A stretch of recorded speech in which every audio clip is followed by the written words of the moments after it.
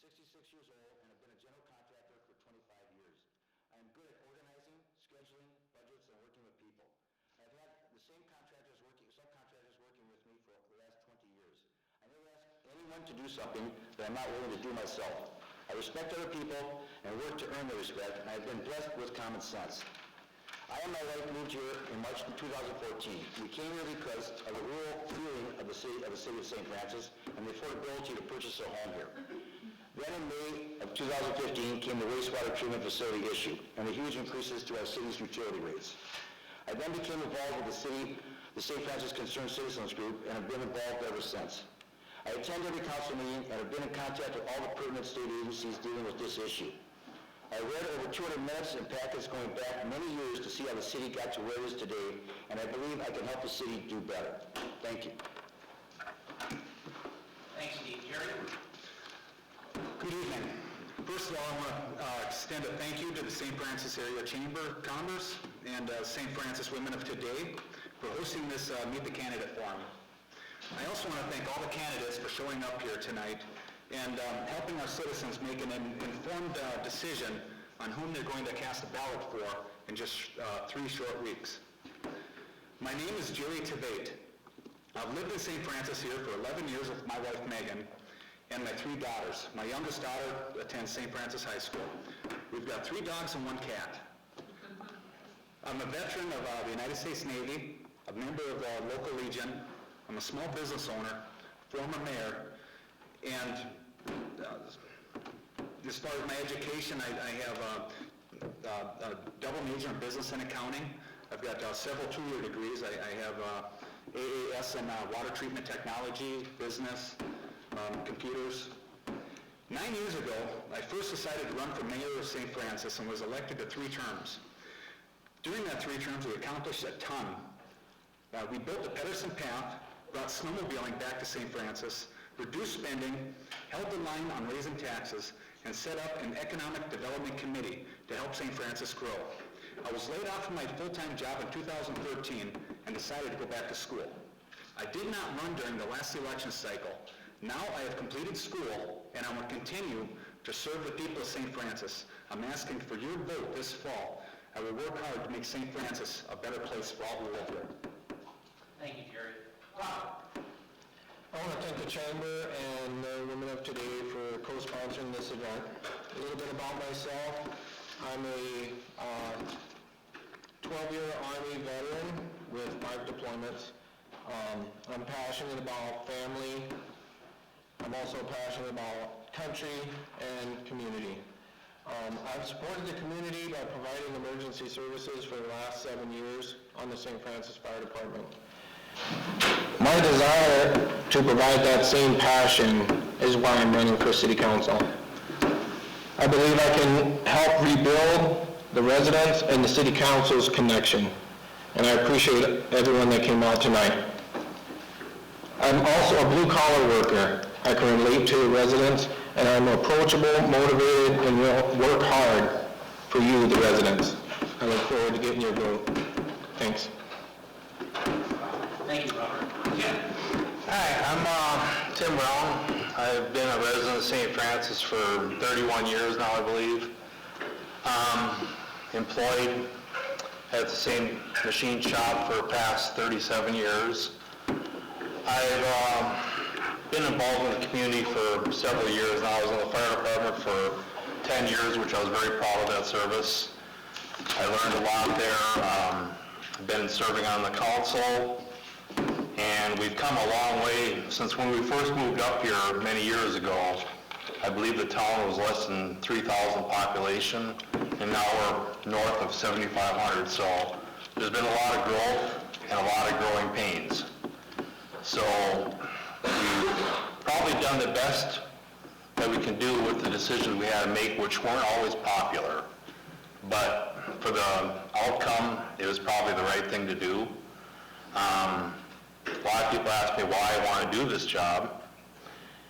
And it's kind of like a lot of the people up here served in the military, and I never had the opportunity to serve in the military. So this is my way of paying back my community. And I have no personal axe to grind her agenda. So I just want to serve and pay it back a little bit. Thank you. Thanks, Jim. Joseph? Joseph Muehlbauer, been a resident for 10 years. Wastewater treatment facility issue got me involved about 1.5 years ago. I've been active ever since. I have 3 big priorities, which is to increase the transparency and community involvement. Since the wastewater treatment plant and the rise in our water bills, I've witnessed more members of our community come together and get involved for the greater good of our city, myself included. Been a part of organizing town hall meetings and making the residents feel heard. One of my goals is to find more ways to communicate what's going on in our city, along with making council meetings and information more accessible to everybody. We have to keep St. Francis affordable for the people who live here now, and I'll fight hard to make sure that our budget is as lean as possible. In an effort to grow, we need to keep St. Francis affordable for our residents and offset some of the current debt we're in. We need to look at different options for commercial expansion as well as residential. And I believe communication is one of our biggest issues, and we need to increase that. Thank you. Thank you. Richard? Hi, my name's Richard Orpin. I have lived in St. Francis since 2006 with my wife, and now we have an 8-year-old daughter and a 10-month-old son at home. And I've worked for the State Patrol for going on 13 years now. And I've been on the council for 2 years. I got elected in a special election to fill a vacancy that was left by a former council member. And it's been a pretty interesting 2 years, to say the least. One of my first meetings, I had my first couple meetings were closed-door meetings, so it was a kind of a trial by fire. And through those 2 years, though, I think I've made some, I've asked a lot of good questions of the people who are presented in front of us, as well as to city staff. And I've had to make some tough votes, but I think every vote I've made has helped move the city forward and put us in a good position to be a healthy city, to grow, to thrive with whatever comes our way.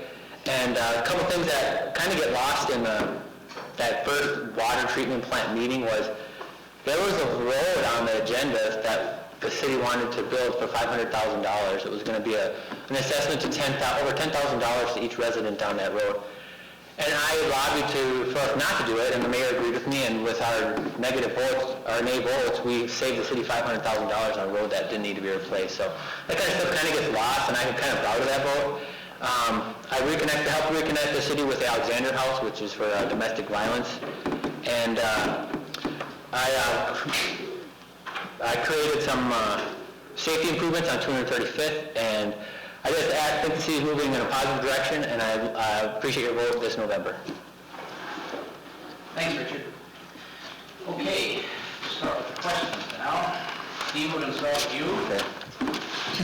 All right, first question. Why do you want to serve on the city council? And just tell us about any prior experience working with civic, community, and government organizations. Well, I want to work on the city council to bring the residents together with the council, make the city affordable, for one. As I've been walking around the neighborhoods for the last weekends, I've seen a lot of for sale signs here. I've asked the people why they're moving. A lot of them are saying it's the utility rates. It's also someone said it's not the main reason. I think that government needs to work with people and listen to them, and I don't think what I've seen in the past over the 1.5 years that I've been involved, I don't see that much here. I think there's some intimidation here with for instance, a clock at the meeting, the beginning of the meeting, where you state your name and your address and a 3-minute time period to talk. I think that's not beneficial or helpful. My experience, I lived in Andover in 1996 there, and there was a train whistle ordinance that I passed. I got there, I worked on that for 4 years to get all the intersections like Andover Boulevard and Prairie Lake Road, Bucker Lake rather, and worked to get that with the FRA and the city council there and the old mayor Jack McElvey to get an ordinance passed there. So today you travel down those streets and there's no whistle blowing in any one of those cross sections. Thanks, Steve. Jerry? Well, I want to serve in the city council because I just have a passion for serving people. My whole life I've been serving people, and if it's not setting up charities, doing fundraiser motorcycle rides for the city parks here. I've served on several boards and commissions during my time here at St. Francis. I was the mayor of St. Francis for 6 years. I served on the Upper Rum River Watershed District Commission. I was the chair of the Joint Fire Department Commission that was set up between 5 cities. The cities of Ramsey, now then Oak Grove, Bethel, and St. Francis, to help rein in some cost and to try to make joint purchases and make things more affordable for our emergency services. I've worked with the school district, the county, and other cities. An example of that would be home inspections. St. Francis offers home inspections to the city of now then. So I'm very familiar with collaborating and working with other entities and jurisdictions. Thank you. Thank you, Terry. Robert? I'm running for St. Francis City Council so that I can give back to the citizens. Citizens with local values and down-home approach, I want to give you a new voice. My goal is to provide all residents with governmental transparency, promote the city affordability, and encourage the current businesses to invest in St. Francis. Some of the things that I've done in short time that I've been here in Minnesota, I'm originally from Texas, but I've been on the St. Francis Fire Department for 7 years, like I said. I was on Oak Grove Fire Department 5 years before that. I'm committed to the community. Another organization that I'm with is Two Wheels for Heroes. That's a veterans organization, a nonprofit that I'm a board member of. And what we do is create events and golf tournaments. We raise money to give back to wounded veterans. We give money back to the Polytrauma Center in Minneapolis that helps veterans with traumatic brain injuries get rehabilitated. So I'm very, very motivated in community. I'm also a member of the Legion, and I look forward to serving you, the residents. Thanks. Thank you, Robert. Tim? Hi. As I alluded to before, I haven't got anything axe to grind or personal agenda. The only problem I have is I want to continue serving the city that I live in because I live a pretty good life, as most of us do, and it's my way of paying back. We're going to be able to move forward with a lot of things, maybe not popular, but most are going to be good for the community as a whole. And I really want to, I don't think I'm done serving yet. It's a challenge and I really enjoy it. Some nights I don't enjoy it, but the outcome is really good. And I really, really do enjoy myself doing this. So I want to serve the citizens of St. Francis because this is where we live, this is where our children grew, and where my children grew up, and they've moved on now. So I've got all kinds of free time to do this. Thank you. Thanks, Tim.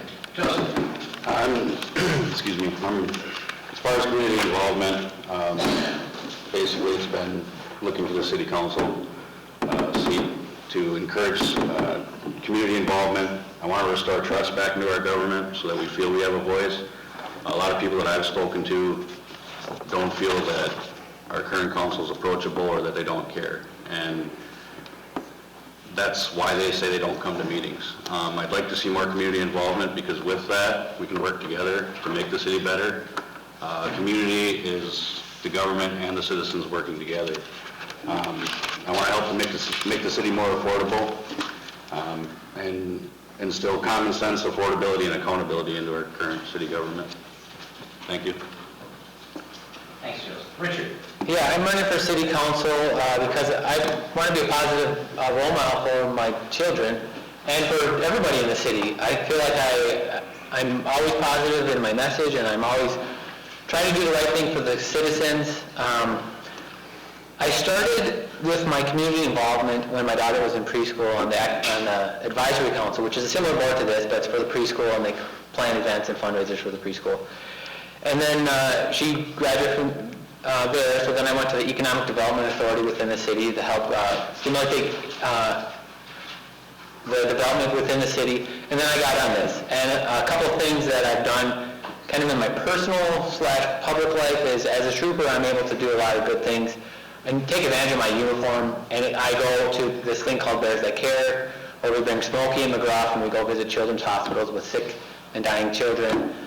We do that twice a year. I was able to use my role as a trooper to take part in the mock crash and help plan it from over several months with several community members. And I just want to keep giving back, and I enjoyed every minute of my 2 years so far. So, Thanks, Richard. Okay, Jerry, we're going to start this round of questions with you. This is a question from the audience. I see trust between the community and our local government to be very low. How do you propose to help create more trust, better trust between our city government and our residents? That's a good question.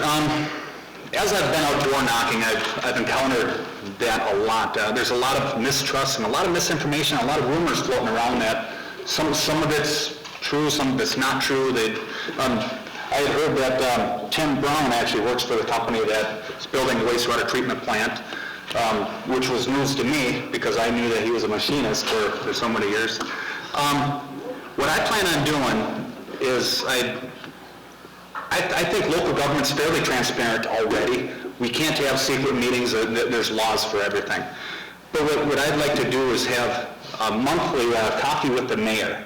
That way the citizens can come in and talk to me. We'll just talk. I mean, we'll talk about how the Vikings are doing, or we'll talk about issues that are going on in town. I plan on sitting there as long as they want to sit there and ask questions.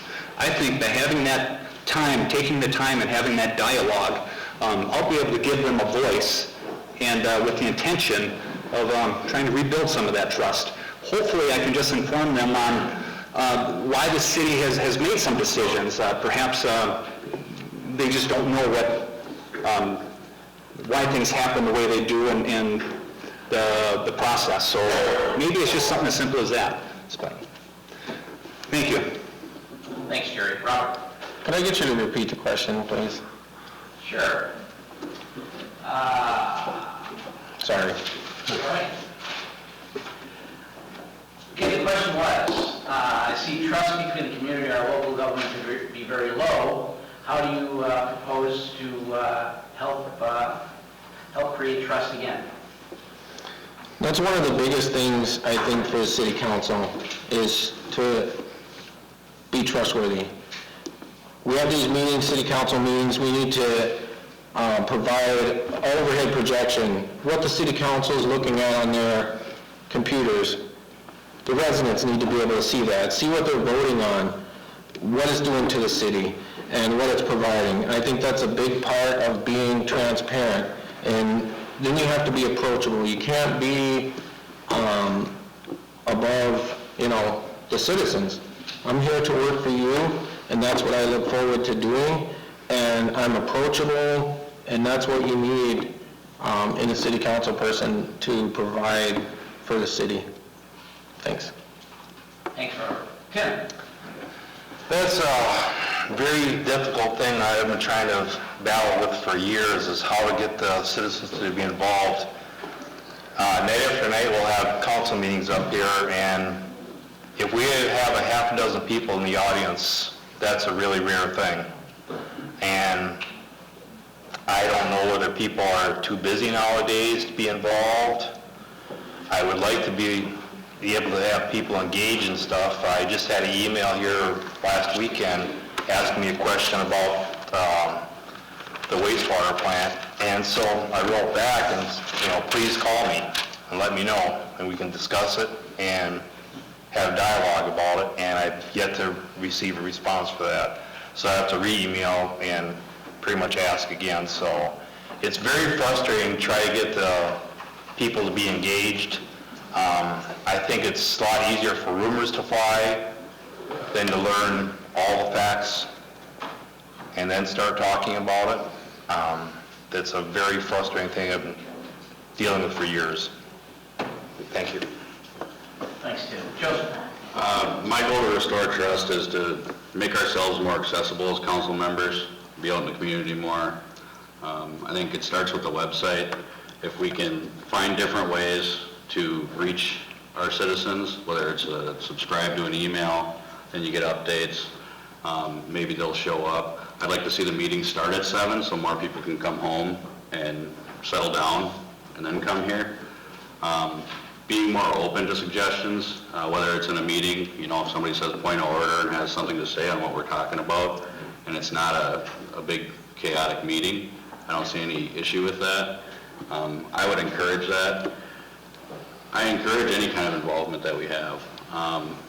Whatever we can do and whatever the people think that we can do, we need suggestions from you to tell us what we can do for you to make us more accessible. And I think being responsive to that is the biggest thing. Thank you. Thanks, Joseph. Richard?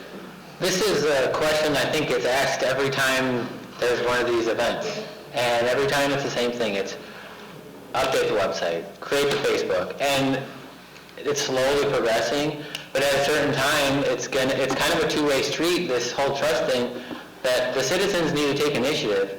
At the meeting where the famous water treatment plant meeting, I said in front of, I don't know, probably 80 people in the room, if you do nothing else, you need to go to the website and you need to read the packet. We're one of the few cities that put our packet online.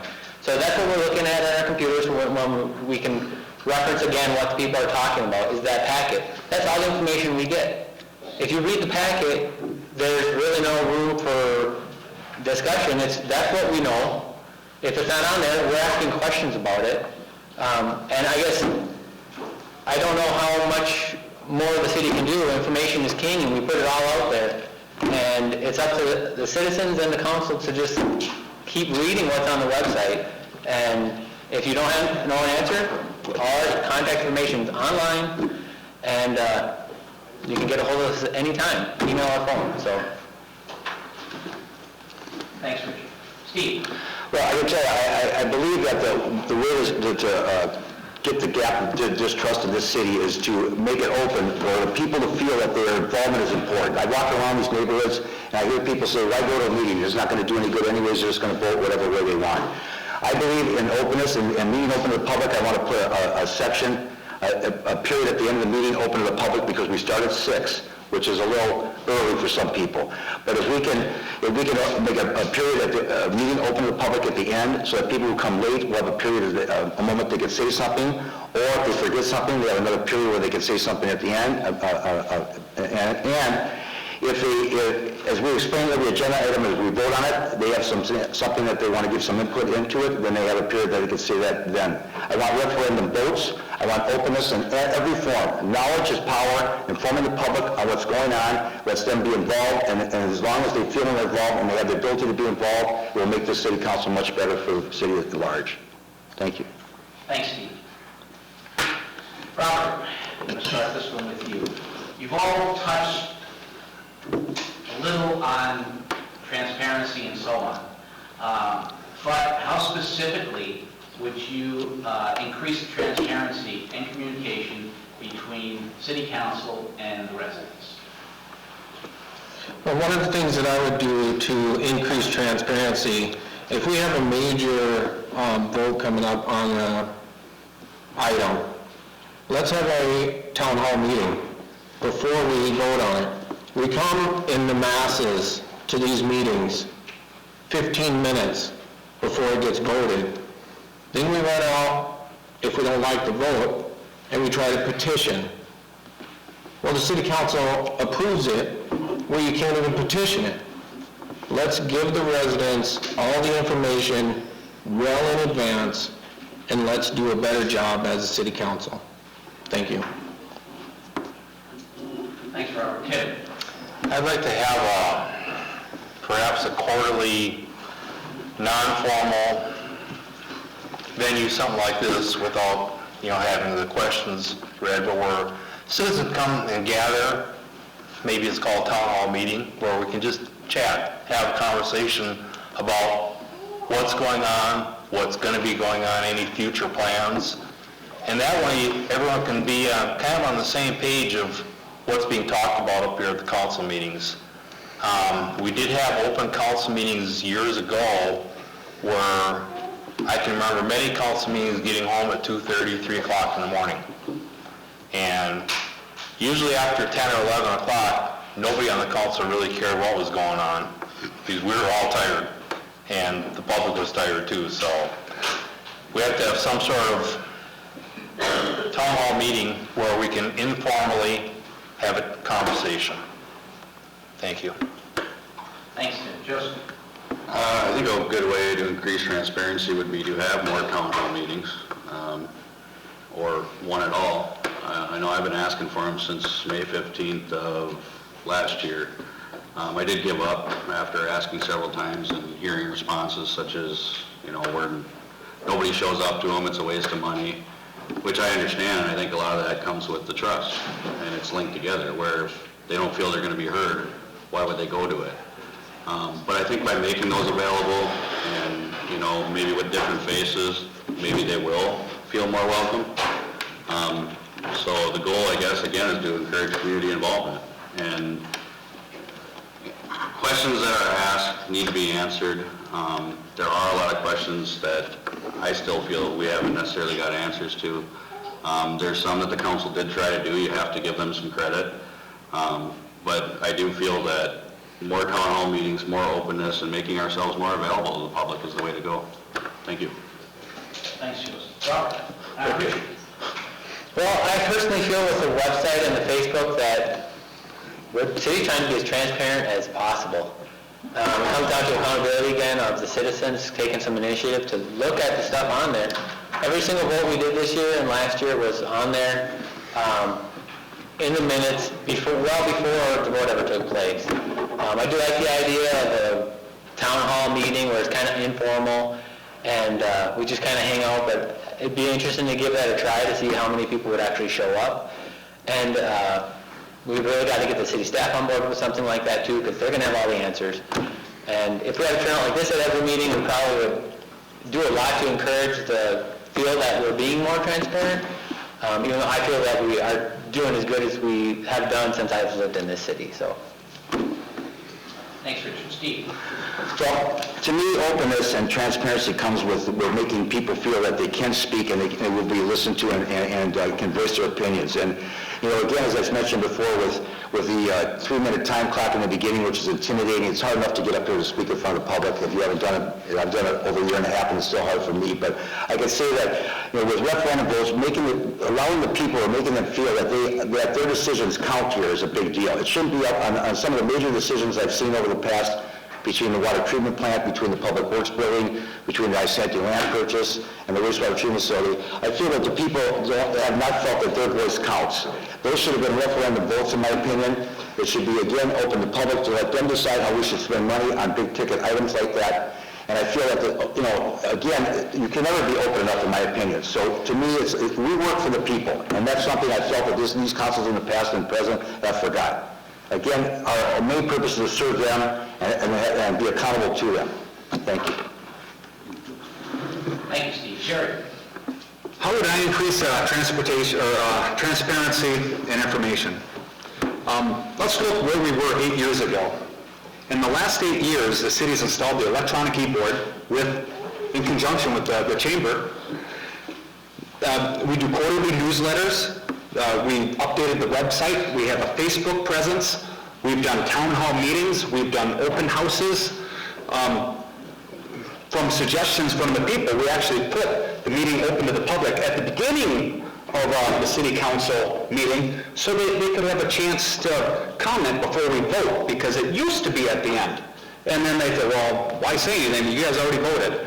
So we actually have been listening to the citizens. However, I do believe that it's a two-way street. It seems like the more we do to make information readily available, sometimes people get lazier and stop looking for information. I think that's why I came up with Coffee with the Mayor. That it would be a once a month where people can come, maybe not have to feel like they're under pressure in front of a city council meeting, and just talk and be themselves. And that's the only other suggestion or thing I could think of.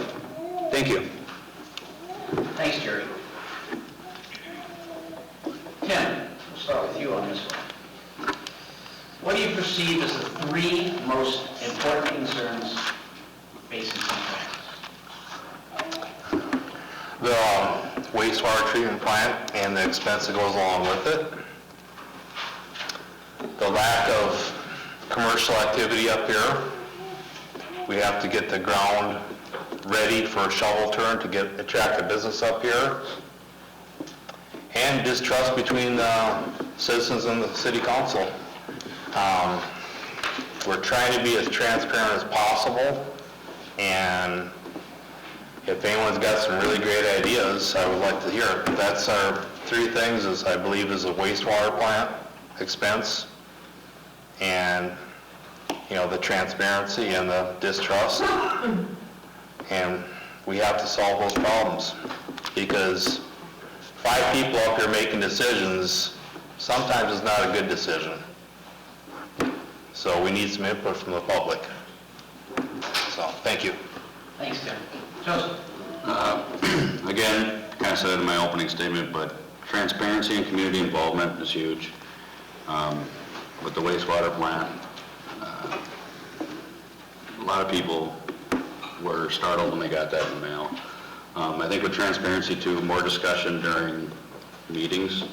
People don't come to watch people vote, they watch to see what they're discussing, to learn something. The other thing would be affordability. Again, a lot of that falls on the wastewater situation. And what we need to do as far as the budget and reappropriating funds. And then growth. Like some of these other guys have said, we need to grow. How do we grow if people can't afford to be out here? So that's the biggest concerns I see. Thank you. Thanks, Joseph. Richard? Well, I guess I'm going to echo the expensive utilities, specifically the water. It is expensive. Paid for a really nice facility that will be online soon. The way we're going to address that is once the dust settles with all the grants that we expect to come in, we're going to ask for a fee study, see what we can do about the rates of those utilities going forward with the lower output of funds that we're expecting when the project started. Another one is growing jobs, and we're a bedroom community, and I don't want to become the next Coon Rapids, but growing some jobs, because when the gas hits $4 a gallon, nobody wants to move up here because you have to drive so far. And if we could have some more jobs that some people locally could work at, that'd go a long way to stabilizing a lot of things in the community. And then, like Joe said, community involvement is a big issue, and I think with my comments I've already said today, the community needs to get more involved. And if anybody has ways for us to help them get more involved, I would appreciate it, but I think the city's been doing the best job as they can with, the resources that we have. Thanks, Richard. Steve? Well, I can say that, the distrust factor is a big factor, and I think if we can close that gap and make the people feel that they can get involved and be heard, that's a big deal. But I want to say to you that what this city has to learn to do is plan farther out ahead and do more due diligence when it comes to projects like the wastewater treatment facility. There were more options that were available to us. We didn't do enough research on them. There were other facilities for money, 40-year terms from the USDA, as well as 30-year terms and 20-year terms from the MPFA. We could have done much better due diligence, and we need to understand we have a small tax base here, 7,400 people. Of the 7,400 people, only 4,200 people are affected by the wastewater treatment facility. When you have a small tax base, you need to learn to partner with other cities as long as the service that you're partnering with meets or exceeds at a lower cost with what you have at present. We need to do more of that and understand something. Our pocketbooks, the residents' pocketbooks only have so much money, and you can't keep tapping a source like this continuously and not expect them to either move out or be frustrated with what's been going on with government. And the fact of it is, you bring more residents in if you can make this town affordable and you retain the residents you have. Affordability is a key issue for me in this city. Thank you. Thanks, Steve. Jerry? I think the three most pressing issues in St. Francis is misinformation or rumors and communication and growth in commercial and residential properties. The first two I think are related. The misinformation or rumors and communication I think go hand in hand. I don't think the city's been very good at communicating with its citizens as of late. And I think in the lack of that communication, then that breeds misinformation and rumors. So I think by improving the communication between the city and the citizens, a lot of the stuff will take care of itself. The misinformation and the rumors will go away. Growth in commercial and residential properties. It's really hard to jumpstart that real fast. I think the city's doing a great job. They have an economic development director now. 6 years ago, they started the Economic Development Authority, which I was a member of that. I think we're going in the right direction. It's just going to take some time. I know the residential home building is up. This year alone, I think we've built 20 to 30 properties, homes. So we're doing great in our homes. But those are the three things that I think that we need to focus on. Thank you, Jerry. Robert? One of the things is the utilities, making the city affordable for residents that want to move up into a small hometown feel. We need to make those utilities, we have to have a different plan, I believe, to bring those rates down. The wastewater treatment facility raised rates extremely. I want to look at the budget and figure out how to bring those rates down. That's key. Transparency, as we heard from the incumbents, they feel they're doing everything they can to be transparent. Well, I guess what you need maybe is being approachable, and I bring that to the city council. One of the strengths I think this city has is we have 3 corridors to head to the cities. But what we need to do is bring those 3 corridors up here to create jobs, local jobs, and make our city great again. Thanks. Thanks, Robert. Okay, Joseph, we'll start this question with you. Since all of you have mentioned the wastewater treatment facility, one of the questions that we have from the audience is, do you have a specific plan to reduce water bills and expenses for the residents? I wouldn't say it's a specific plan. I think more research needs to be done into what we can do. As of yet, I've yet to hear the current council talk about reducing rates. We do have another rate hike coming in December, for those that aren't aware of that. What I'd like to see, obviously, we're going to be begging the state, at least I would intend to get that $5.8 million to help us out in our situation. Also, looking at reappropriating funds, something that the public needs to have a voice on. Coming up with ideas that we can do to appropriate them to where they're needed. Obviously, there's a lot of people that are on septic and well, and they need a voice, just like everybody else. So it kind of comes down to the people, again, more community involvement, which I'd like to see and hopefully encourage. And the plan is just to find the funds wherever we can, whatever we can do, whether it's partnering with cities for other city, paving streets and any other services, to find a way to reappropriate them funds. Thank you. Thanks, Joe. Richard? Well, like I just mentioned in my previous comment, one thing that we haven't done forever is a rate study, which was proposed many years ago and didn't go through. So as a result, we were paying lower rates than we should have been, which is why the rate increase was so dramatic when we built the new facility. I'd like, when the dust settles, like I said, and all the grant money and everything is done, another fee study would be, I guess it would be, it's something we have to do, because it's like $7 million less than we had thought the building was going to be.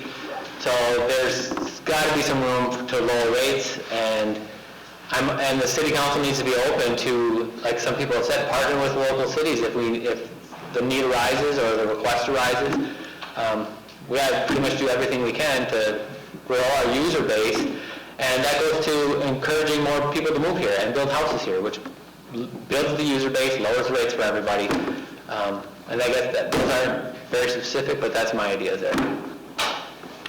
Thanks, Richard. Steve? Well, if I become mayor here, I'm going to invite the Met Council here to talk to us. I know we're coming farther out every year. I don't know if they'll be able to do anything dramatically right away. I've been in communication with them. I also know that they on occasion do take over standalone treatment plants. I don't know if they'd be in the business to do that this time here because of what happened in East Bethel, but I'm more than glad to invite them here and talk to them and see what we can work out together. They are the specialists in wastewater treatment facilities throughout the state.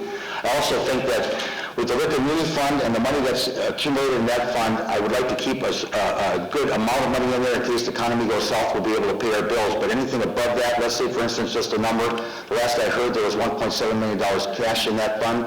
I would like to keep a steady reserve of at least $1.5 million in there. But at the same time, anything above that, I would like to put through into a relief for like seal coating roads, so we don't have to assess so much, or give it to rate relief for water treatment bills. I mean, I think one of the things I also want to say is, if this city back in the 1990 to 2010 range, when the population was growing, if we would have raised rates gradually and not bought that land by Santee County, we would have been staged better today to afford the wastewater treatment facility that we undertook. And that's what we did not do. And that's what I meant earlier about planning ahead and doing due diligence. Because the pressure, the 2040 rate hikes was dumped on us because nothing was done in previous years. And that's why we're in the mess we are today. Thank you. Thanks, Steve. Jerry?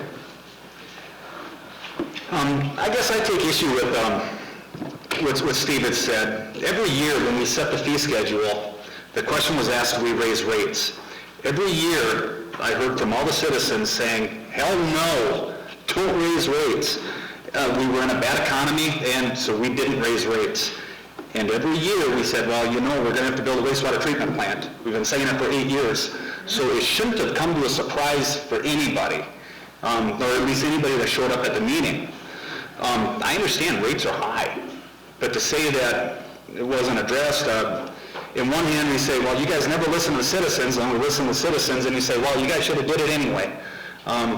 So I think that's one of the differences. The things that I will do to try to lower rates in the wastewater treatment plant, by growing commercial and residential properties, let's face it, the more people you have on the system, the less it is spread out. I believe a rate study needs to be done. If we're financing, if we set the rates to finance 21 million and we're only borrowing 16 million, the rate should come down to reflect the $16 million range. I also believe in contacting Met Council. Whether or not they will do anything, but it's worth a shot. But I would also build efficiencies into the new wastewater treatment plant. By doing that, hopefully we'll be able to reduce our manpower and head count over there, and the place will be able to run a lot more efficiently and bring our yearly operating costs down. That's what I would do. Thank you, Jerry. Robert? One of the key issues for bringing rates down is I think we need to bring in the Met Council. The Met Council has so many people on their systems that they can run our facility. The city says that it's over $400,000 a year to run it. If we can get the Met Council to run it, and they can massage our residents into their millions, then we can bring our rates down to what other cities are paying. We're paying for 3 months, we're paying 1 month what other cities are paying in 3 months for our water and our sewer. And it's ridiculous. The affordability that is being driven out of St. Francis, and you can see it by all the for sale signs. We need to do something, and we need to do it today.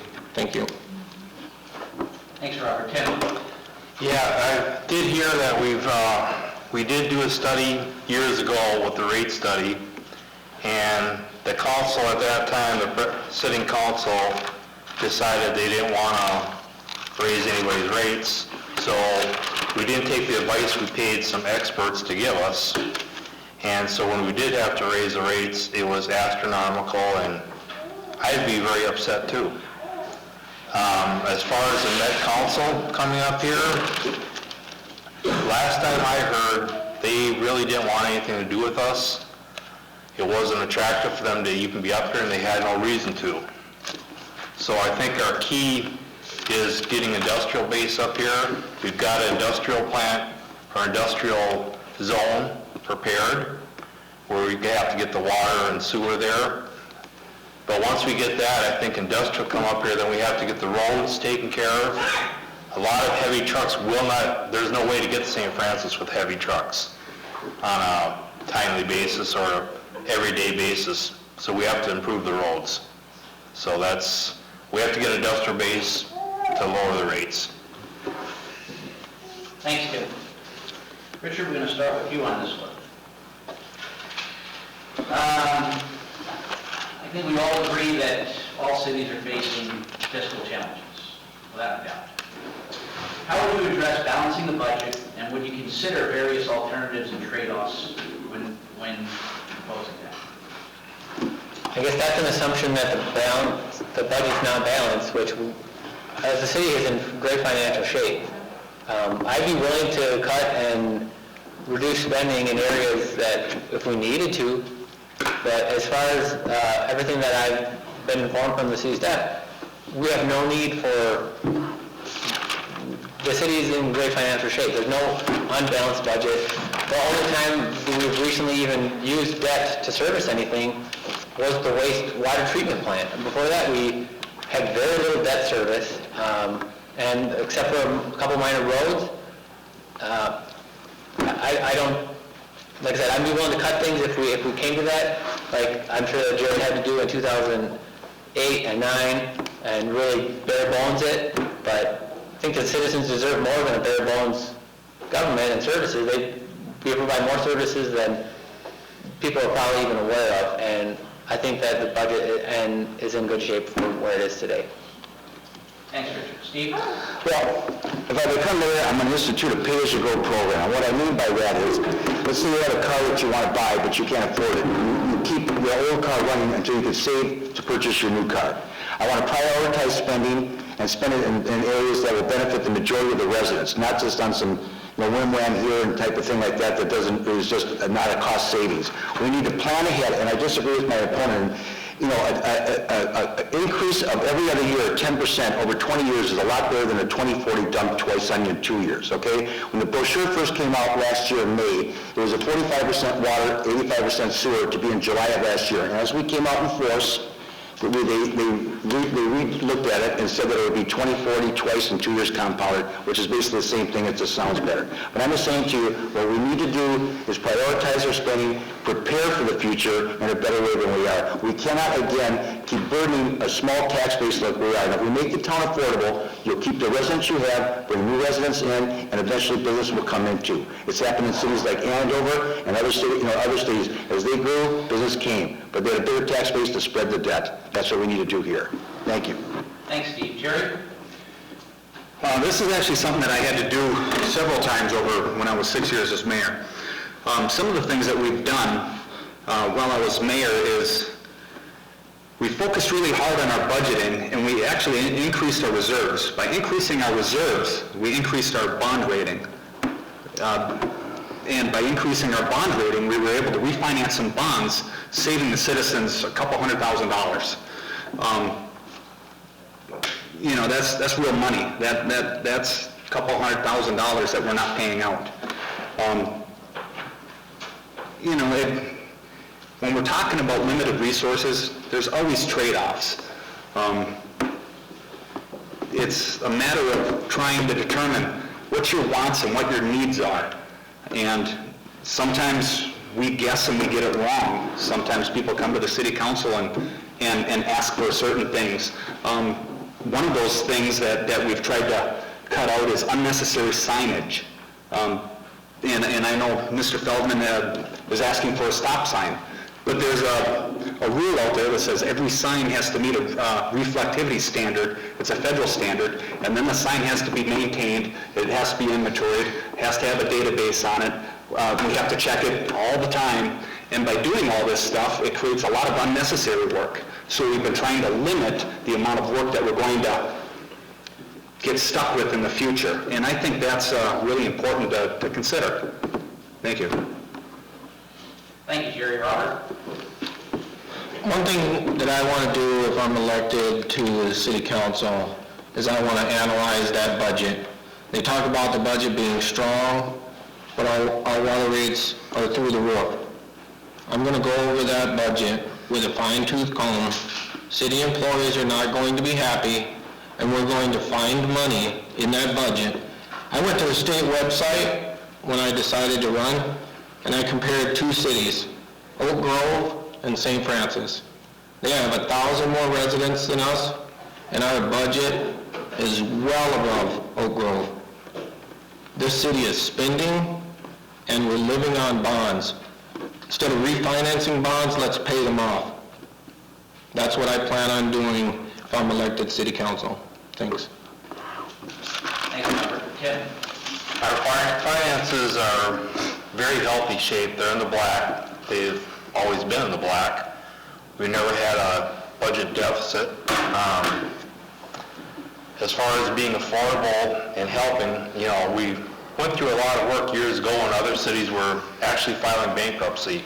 We were doing very well with future planning and careful planning. Some of the stuff, just a prime example is when we take our trucks from street maintenance, we used to take them down and get them DOT certified every year or get them worked on. So I would take 2 people off the payroll to run them down there, drive back, and then when the truck got fixed, 2 more people would run down there, drive the truck back. And now we partner with the school district.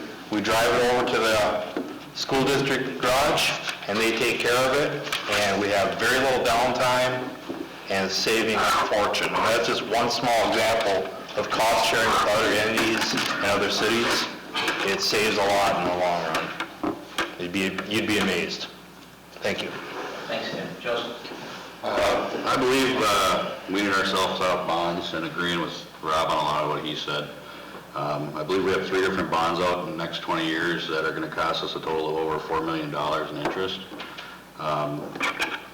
Better planning, and if we continue to do what Tim was talking about as far as partnering with those other entities, and also finding, again, with partnering with other cities for services that meet or exceed expectations for a lower cost is something we need to do. And that's it. Thank you. Thanks, Joseph. Steve, we're back to you. Okay. What areas of St. Francis do you think represent an opportunity for redevelopment and revitalization?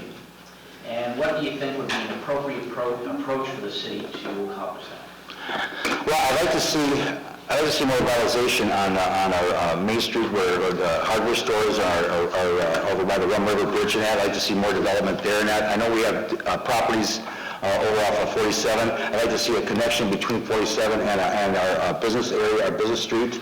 I think in the long run, to be able to get people in, businesses in here, because the lack of affordability in this town right now gives us out to do TIFs, tax increment financing, along with a cut on utility rates we'll most likely have to do, and we're most likely going to have to do road improvements to some level to get people to come in. We have to lure business to get in here because the town is not affordable as it stands today. So I think again, I'd like to see more attention or more flow of traffic onto the business street that we have, but that comes off of 47, and I think that we need to work along with business. To create a business group to work with business owners here to get their input as far as what we can do to make the city grow on the business level. But I want to also say one thing to my opponent here. The sign that I was asking for was a $48 stop sign to save a life on Poppy Street. That's why I asked for that. And I also want to say that I agree with the bond thing. I think the city is over extreme usage of bonds is ridiculous.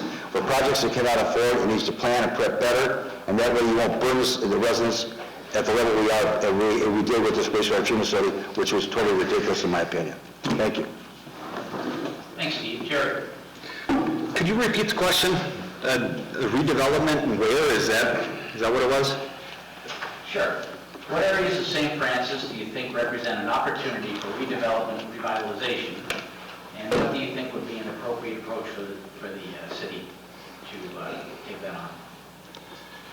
Well, every year the city sits down and develops a comprehensive plan. And the comprehensive plan is kind of the roadmap for the future. And in that plan, they would slate where they think things should be, like an industrial park, where high-density housing might be. and the city's actually currently doing that right now. The city did just employ an economic development director. She's actively marketing the city. Just recently, the city put out a packet.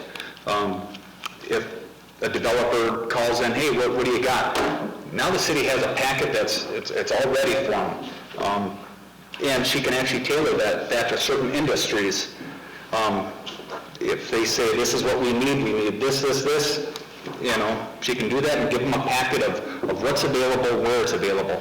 So I'm not going to say that the city should decide where redevelopment should take place. I think that's up to the developers where they choose to develop. But what I do think is the city should try and assist those developers any way they can. And I think the city's doing a fantastic job at that. Thank you. Thank you, Jerry. Robert? I think what the city needs, and I don't know if anyone's drove through Lindstrom. Beautiful small town. It has an economic path. We have that path. It goes right down the center of our city, and right now we're not utilizing that. Talked to one of the school board guys that's running for the school board, and they talked about moving the bus garage to somewhere else. So work with the Independent School District 15, move the bus garage and put a road in to 47. We need to get people from 47 into our business district, and we need to make it look like a small hometown. Right now, that path does not look that way. And as you're a city council member, I'm going to help make that viable. Thanks. Thanks, Robert. Tim? Years ago, we did try to get that basically Main Street to go over to 47, and I believe the guy's name was Tingsdale, was working on it with us, but they lost ground once it got to the state funding, so it should probably be readdressed again. As far as industrial park, the people we've had interested in industrial park, which is north of here, they want shovel-ready, all the utilities, and we had an outfit that wanted to come in here and make a cloud bank, and it would have cost a lot of money for us to do that, but if it would have happened, Coon Rapids and Andover would be considered a suburb of St. Francis. It would have been very, very nice, but because we weren't ready, that's what we have to do. We have to get ground ready, shovel ready for developers to come in here and want to build here. They don't want to go through all the paperwork and all the hassle doing it. We have to do it for them. So. Thank you, Tim. Joseph? I have to agree with trying to tie the two roads together and building more of a city center area, if possible, if we can work with the school district. Also, I do agree with Jerry to a point where it's not up to us to decide what people do. It's not government's job to decide when and where you can put your business. So assisting them and encouraging them to help the town, I think is good. I think putting work groups together with businesses to get their ideas to help us help them is something we need to do. Again, it comes down to involvement and trust between the community, between the business owners and the city. Thank you. Thanks, Joseph. Richard? Yeah, the last time I was up on this similar platform here, I suggested we build the road move that bus garage and build it all the way through. And I think there was support for it. It just hasn't come to fruition at the council level because there's been other projects that have happened instead. It's an expensive project. I don't remember, like $1.5 million or something. And I'm just thinking what numbers I've seen in the past. But so it's not like it's a free road through there. It's going to take some money and it's going to take some time. But the city, the obvious areas are Bridge Street and 47th. And the city has recently partnered with a broker who specializes in moving commercial property. And the city tried to make a deal for the East Shop site, which is next to Casey's, and it fell through. They currently have a deal in the works between the American Legion and the Ponds, and for a huge 80-room assisted living facility that should be coming soon. So the city is moving forward, And we're partnering with the brokerage firm and then partnering with Anoka County to do a more in-depth study of what the city actually needs and can support. Will help move the city forward in developing all the commercial districts of the city. Thanks, Richard. Okay, since you guys brought up connecting Bridge Street to 47, the chamber was intimately involved in that initial conversation. We partnered with the city and with the school district to get that survey done and that recommendation done. We had several meetings with the city, the school district, and the county. The county basically didn't want to have anything to do with it. They didn't want their name being on a project that went past the middle school and could possibly have bad connotations on it if anything happened. I think we all agree that it's something that needs to be done. It's a simple yes or no answer. If you're elected, is this something that you will champion as a city council member, as a mayor, and help the community be one instead of being dissected by a state highway? And I think we'll start with Jerry. You know, Joe, I know you asked for a yes or no question, or yes or no answer. However, there's some other things. There's some other property that's involved. It's the hair place that's just kind of kitty corner. Talking to the real estate agent, I was actually the mayor at the time, and there's 3 parcels that she didn't want to divide up, and between those 3 parcels, she wanted over $1 million for it. And since the county didn't want anything to do with it, it would be something that the city would have to pony up, and it was just way over market for that. So at the time, the direction that the council gave the city administrator is, don't pursue that any farther. Now, if there was funds available, state money or county money or HRA money that we could tap into to help bring that cost down to make it more affordable, yes, I'd be very in favor of it. But I don't plan on paying 300% over, well, probably 500% over market for 3 pieces of property that we only need 1 corner lot from. Thanks, Jerry. Robert? Chamber, residents, yes. Thank you. Thanks, Robert. Kevin? Absolutely yes. Thank you, Kevin. Joseph? I would say yes, as long as it's affordable and it doesn't negatively affect the residents, then absolutely, as far as finances. Thanks, Joseph. Richard? I would like to put our new economic development chair to work, and yes, proceed and go forward with it. Thank you. Steve? Definitely yes. Great. That was quick. Yeah, you can get that off my plate before my turn. Okay, Robert, your turn. Yes or no?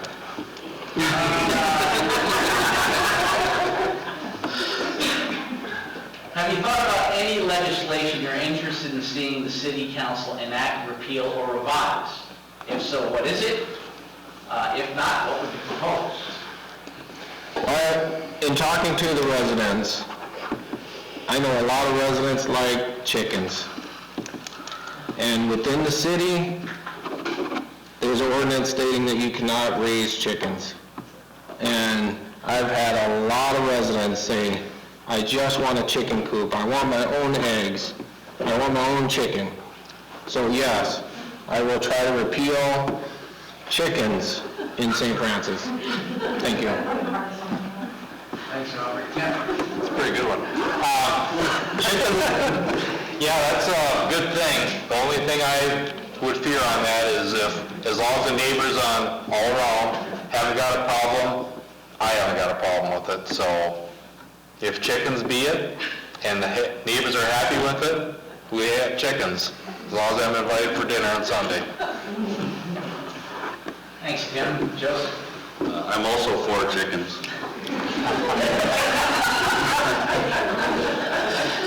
Something else I'd like to look at other than the chicken ordinance would be discussing the sign policy with the businesses. Obviously, we don't want a hideous boulevard up there, but at the same time, if it's going to help encourage business and improve business in the city, then it might be something we want to look at. That's all. Thank you.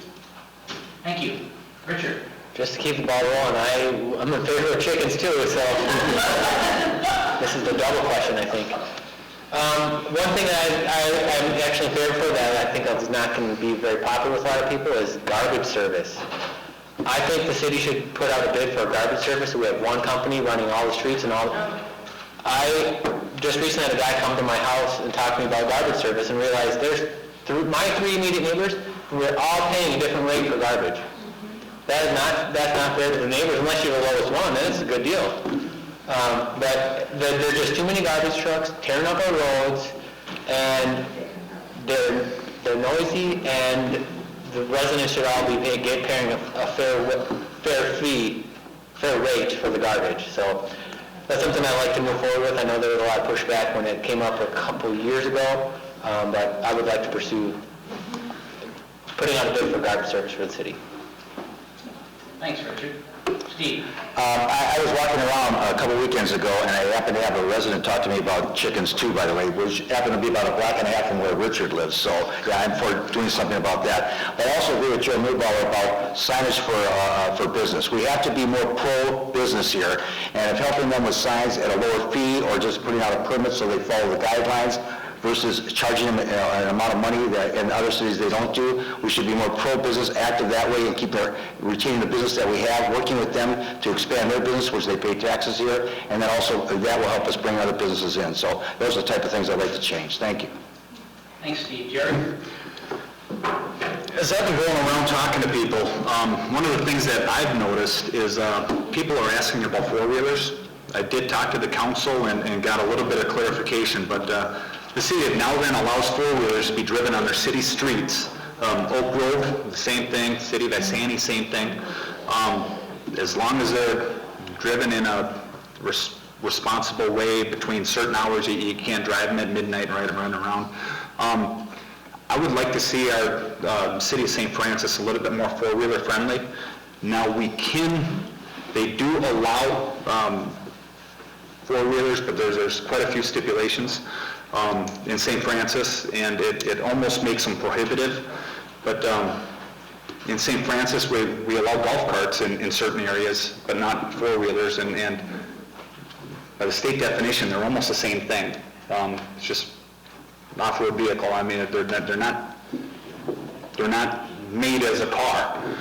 So I would be in favor if somebody wants to jump on a four-wheeler and drive over to the neighbors and talk with them for a little bit, go check his mailbox and come back. I'd be in favor of something like that. Thank you. Jerry, chickens? Thanks, Jerry. Chickens? I'm also pro-chicken. And ham for dinner. Okay. Thank you. Okay, we're going to start this one. Okay. Pioneer Days is, without a doubt, the premier event for the City of St. Francis. Throughout everything else that goes on.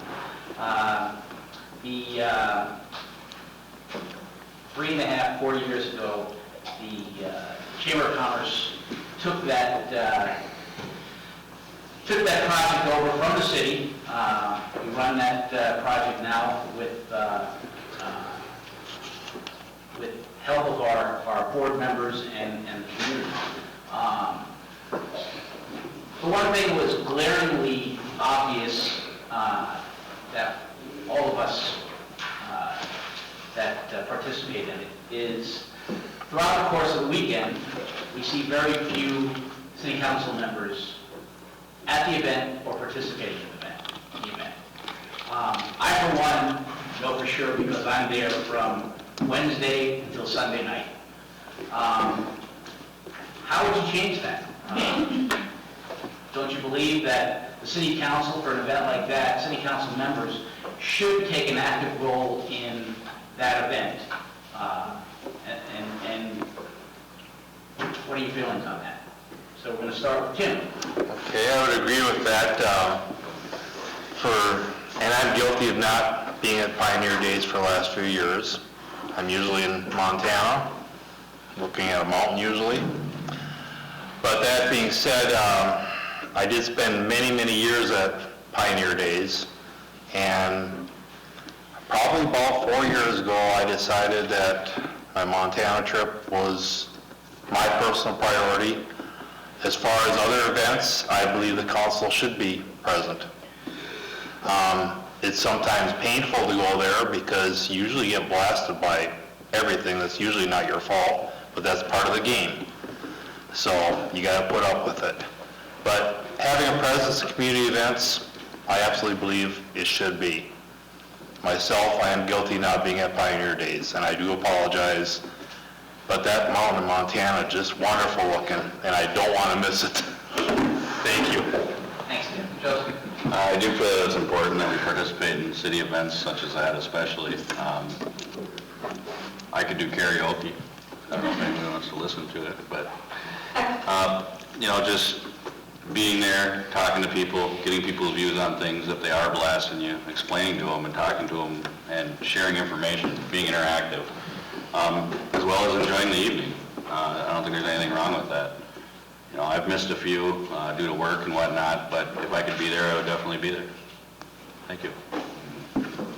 Thanks. Richard? I have personally been there for the last couple of years. I've walked in the parade for about 4 years in a row. Albeit not in the role of a city council member, I'm supporting a friend who owns a local business. But I go when I can, and I think the National Night Out from this year is a prime example of when you make something known to the council and staff, that it will happen. The council said National Night Out is important to our city administrator, and lo and behold, almost every single staff member was at National Night Out this year, and a couple council members made it too, and that's a much smaller event than the Pioneer Days. So I think just going forward, we make it a point of fact that if you're on the council, it should be expected that you're there in the council role, because then people can approach you and they'll know you wear your name badge, whatever. I need looking for an excuse to wear that thing anyway. So, and I guess going forward, that you go back there and we'll make it clear that that's an expectation when you're on the council. Thanks, Richard. Steve? Well, I'll tell you, if that's the biggest celebration the city has, which I agree that it is, then the council that represents the people should be there. And I look at it like just, you make the time and you be approachable by the residents, which if they can't talk to us at a city council meeting, which I hope to change, at least they'll have the chance and opportunity to talk to us. So I agree with that. Thank you. Thanks, Steve. Jerry? Yes, council members should attend Pioneer Days. No questions about it. I, for one, while I was mayor, I never missed the Pioneer Days. I've been in the parade several times. I was always at the ambassador's coronation. National Night Out's another big important celebration, I believe, to get to know the neighbors. I attended all those. I think it's important to be out there and be visible and be seen and approachable. Thank you. Thanks, Jerry. Joseph, I'm going to start with you on this one. Rob's got to chime in on Pioneer Day. Oh, sorry. I do that every one of these. Sorry, Robert. Go ahead. That's all right. I would like to say that for the past 7 years, being on the St. Francis Fire Department, Pioneer Days, along with the city, is also the fire department's big to-do.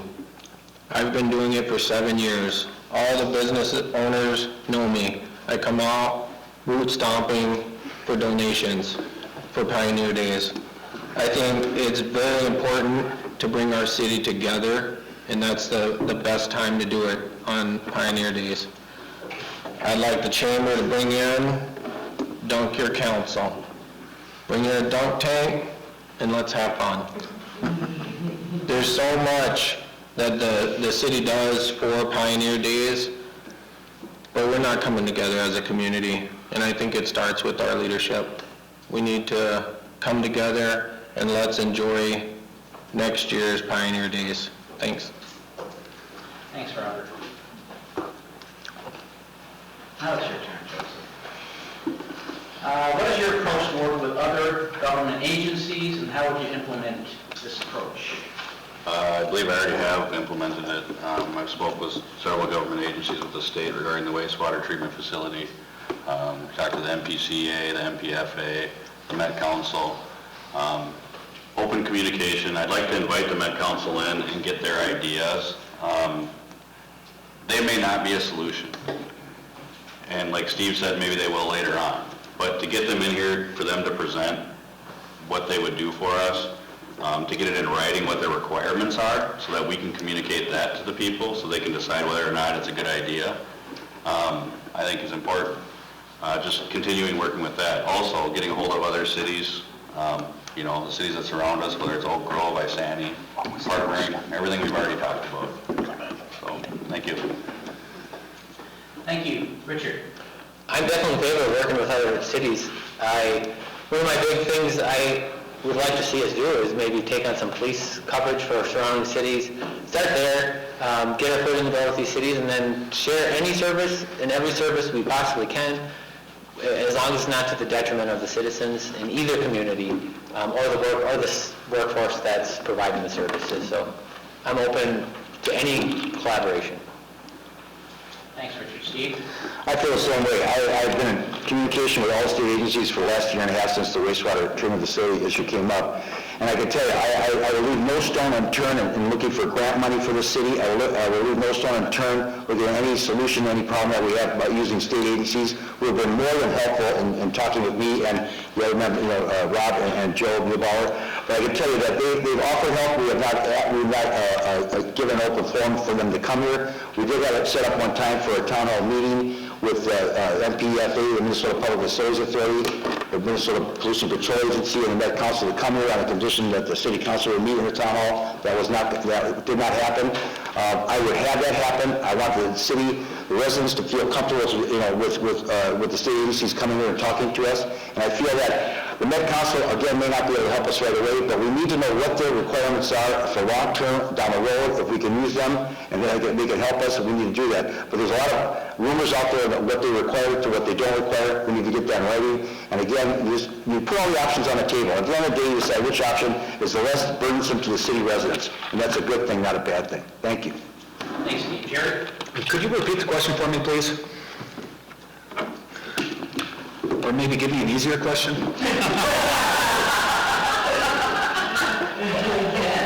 It's worth a try.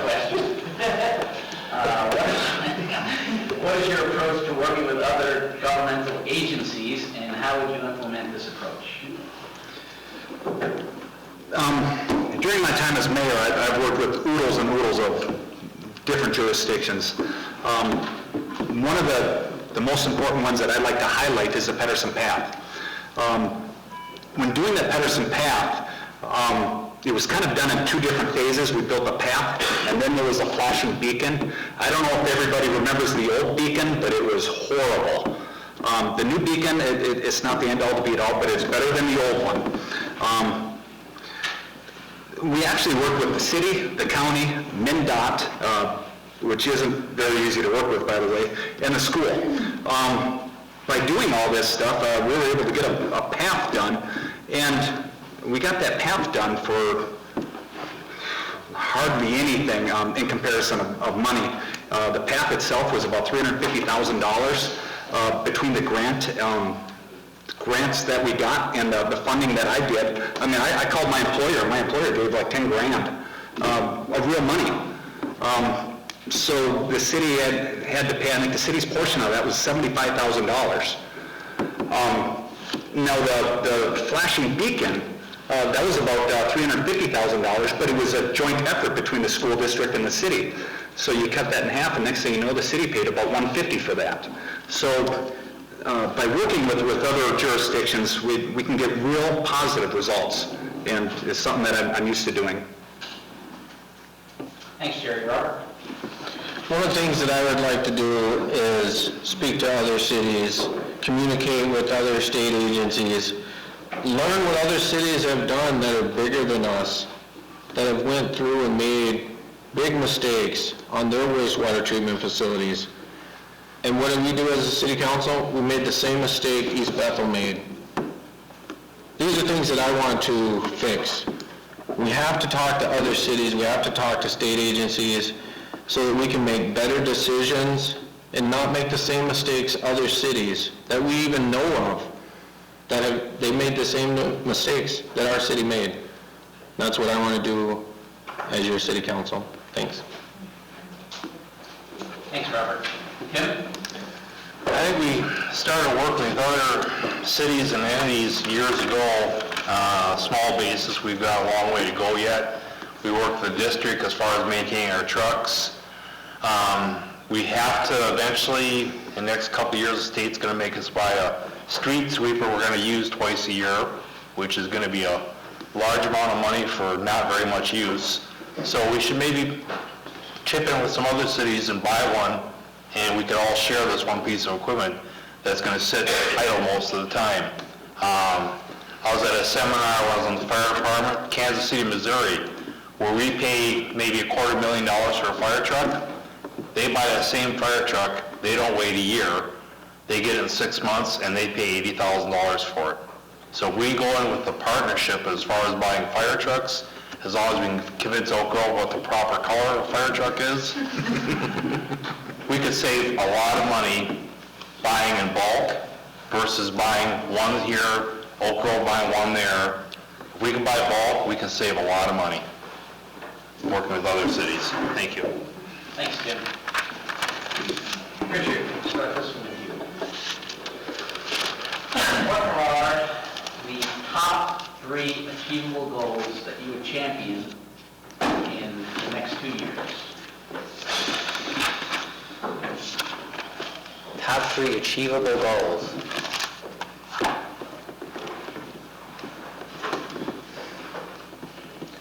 I would say one would be looking at the utility rates. Within the next 2 years, everything's going to settle down, and we should have a better understanding of what the city actually owes for the water treatment plant, and and then do a fee study. Another one would be, I think we should get our police department up to full staff. We've been running short for probably 3 or 4 years now, and we need to do something to make our officers stay here. We need some more stability at the top with the sergeants and the chief. There's been there's just been turnover like crazy at the top of the department. That's one thing we need to focus on. And then a third one would be, I guess I'll say, working on getting that road through right by the school, moving the bus garage, and helping the city connect and grow.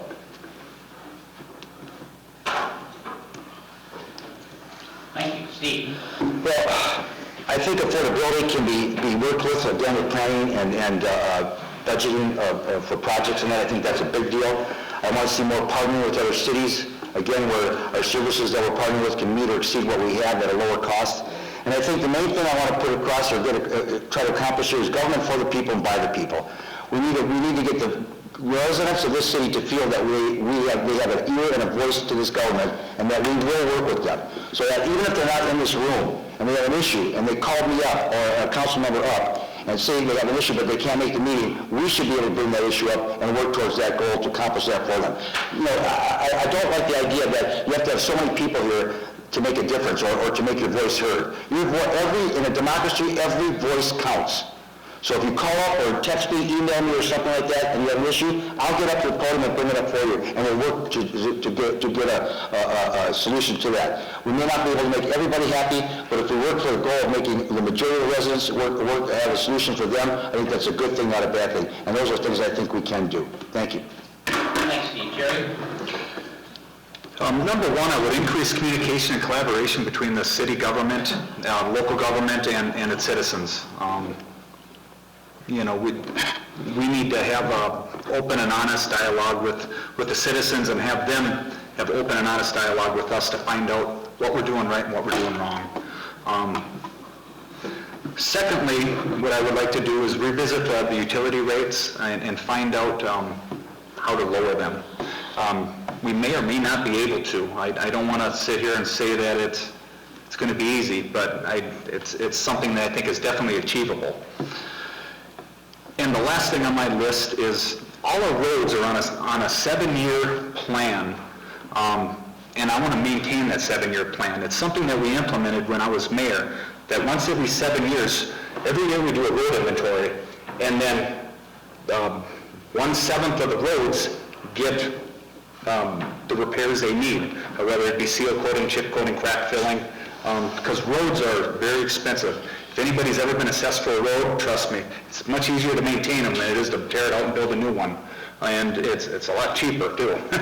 So I think that's something that, by staying on the 7-year plan, making sure that we follow through with that is very important. Thank you. Thanks, Jerry. Robert? One of the things that I want to do is let the residents come and speak to an approachable city council. That's going to be one of my goals.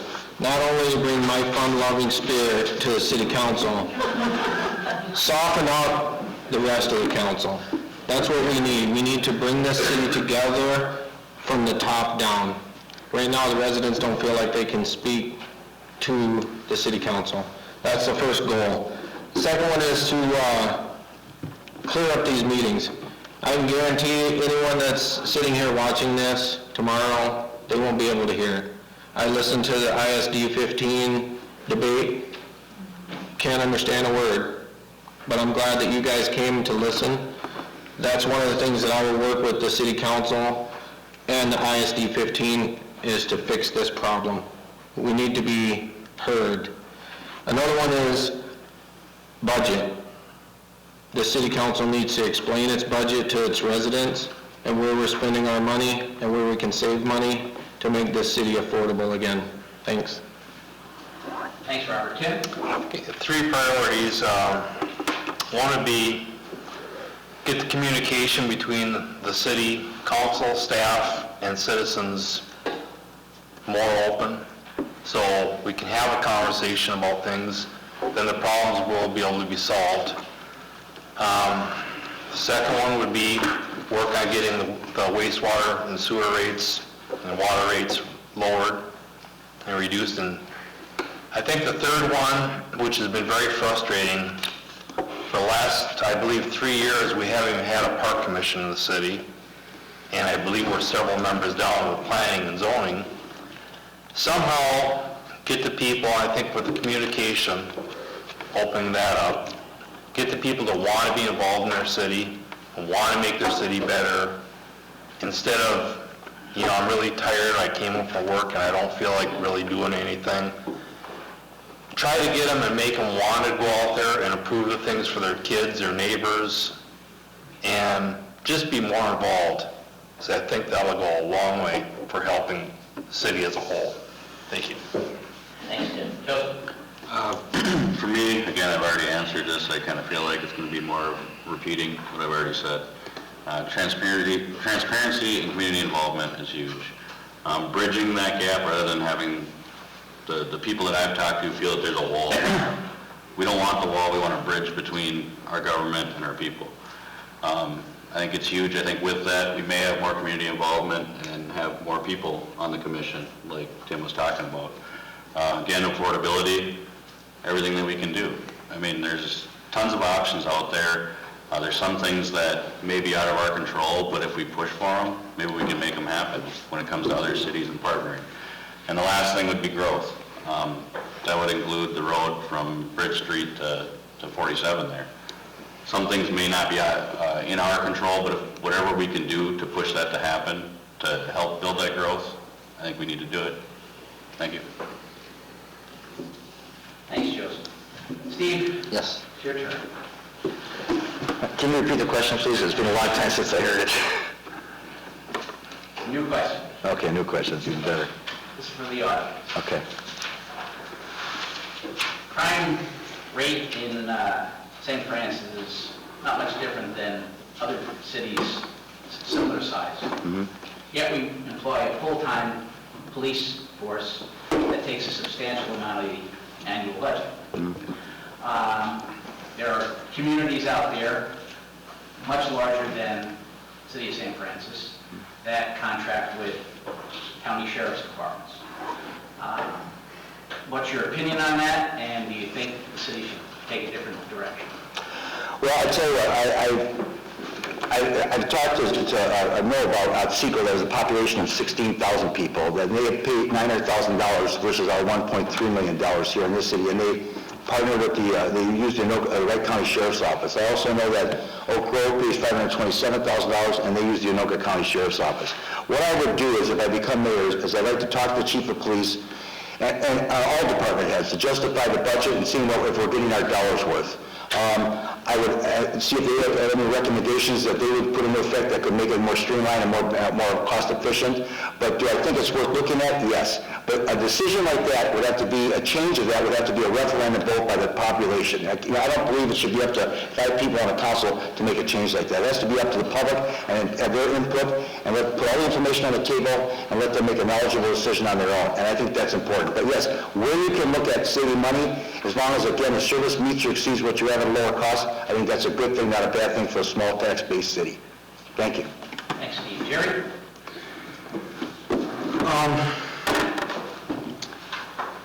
First off, when we're talking about the police budget, Steve had said it's 1.2 million. 1.3. No, 1.3, I'm sorry. Is correct, it is. However, we're not really comparing apples to apples.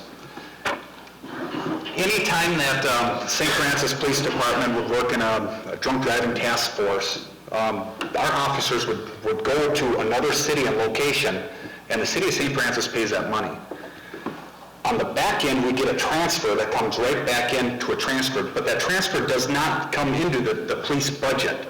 So the money goes out of the police budget, but, paying it for the payroll, but it doesn't come back in as a transfer. So it's really not 1.3 of what we're paying.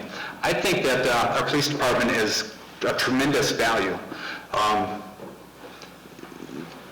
We have 2 officers that patrol the schools for the liaison office, school liaison officers, and the school pays for their wages. So we start taking that off.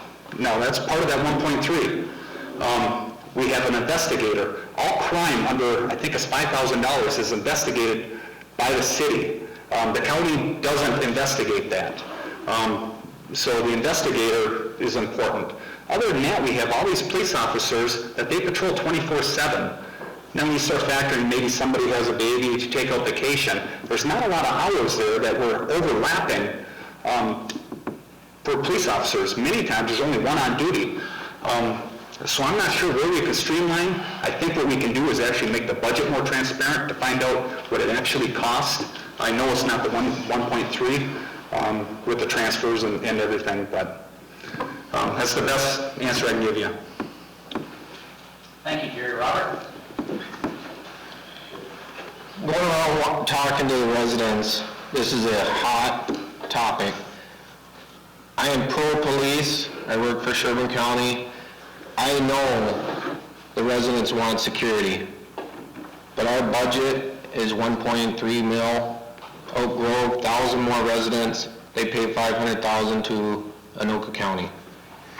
Some of the things that we can look at, in our new building, we have a jail portion. Could we use that as a substation for Anoka County to lower our budget for police? I've come to many city council meetings, and the police have started doing their quarterly reports. Training hours for our police officers, well above what they're required to do in a 3-year span. These are ways we need to reduce that budget and get our police back on the street, because the residents are not seeing them on the street. They're sitting in training somewhere, and they're not policing our streets. That's what I'm going to do. Thanks. Thanks, Robert. Jim? We do have 24/7 police coverage, and I know that the police force hits every street in St. Francis every day. Maybe in the middle of the night when no one's up watching them, but they do patrol the streets. Several years ago, we did check going with the county, and they were a little bit cheaper. I think it was like $20,000 a year cheaper. It wasn't much. But what I fear on that is, I can offer to give my opponent here a ride to work every morning for $1 a day. As soon as he sells his car and gives up his license, guess what my rates are going to do? He's going to pay me then. So I get a little leery about contracting with the county for a police force. We're in control of our police force. We know what they're going to do. We know what they're doing. The county, the budget can change from year to year, and it's probably going to go up once we get rid of our infrastructure. That's my opinion on it. Thank you. Joseph? I believe that any and all options for any and all services need to be explored as far as meeting or exceeding our expectations at a lower cost. Whether or not it would be viable, we'd have to explore that.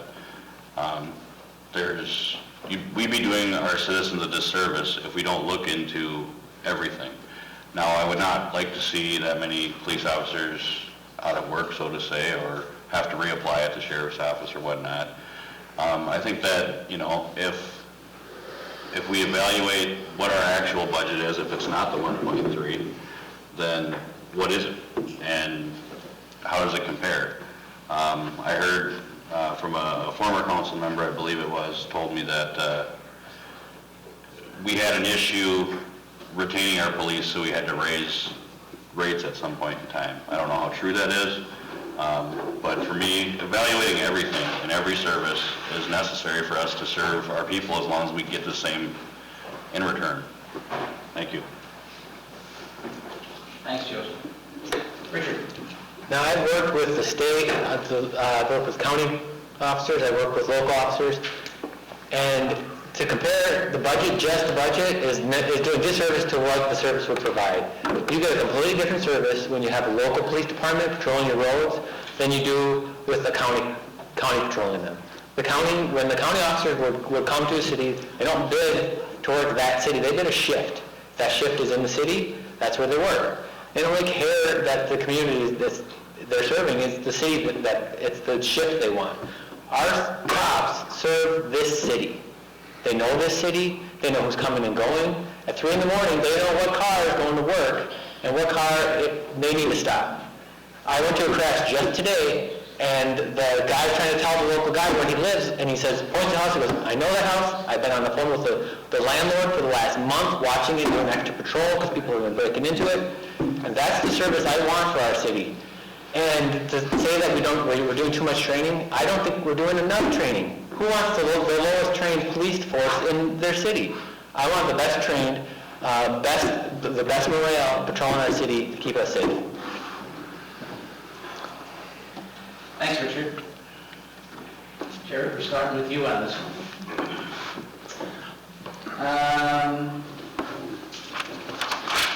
Okay.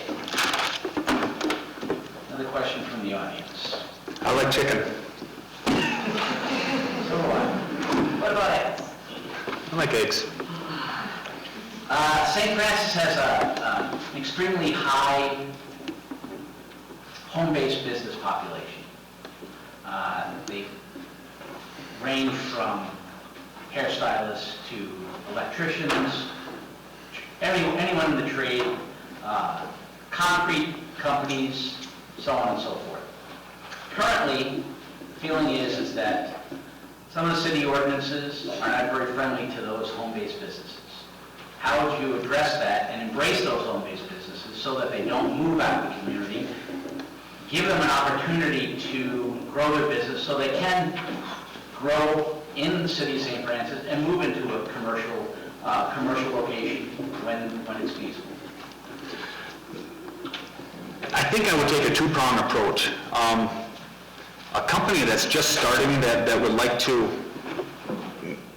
somebody approaches a city council and says, I want a home construction company and I'm going to have my pickup truck with a cement mixer in the back. And if they approach the city, I would be much more willing to work with them, trying to make sure that they can apply for the permitting. Sometimes there might be a conditional use permit or some different things that they have to do.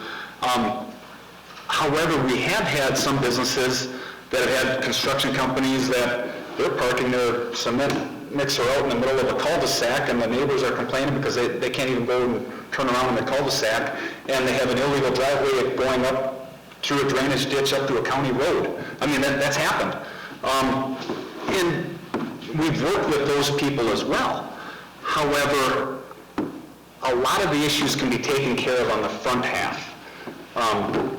I would encourage anybody that wants a home-based business, come up to the city and find out if there's any permitting, I don't know, inspections, whatever there needs to be. If you have a home-based business and you haven't had this, still approach the city because, maybe there's something that the city can do. Sometimes there may not be, but, I've worked with everybody in the past. Thanks, Jerry. Robert? One of the things I would do is I would give these businesses the same incentives I would give a business that wanted to come into our city. We need to keep the businesses that are already in our city, and we need to help them grow and to create local jobs. Nobody wants to drive to Minneapolis to work. Man, I would love to work right in the city that I live, provide community service, emergency services to the city that I live in and love. That's what I would do. I would give businesses the same incentives. Let's grow our city with local youth. Let's grow our city with local jobs. And let's move forward making St. Francis bigger, better. That's what I would do. Thank you. Thanks, Robert. Tim? I'd like to see someone that's got a home business. It's always easier to ask for permission, and you can work with the person and tweak what they're doing and help them maybe get through some regulations and promote their business.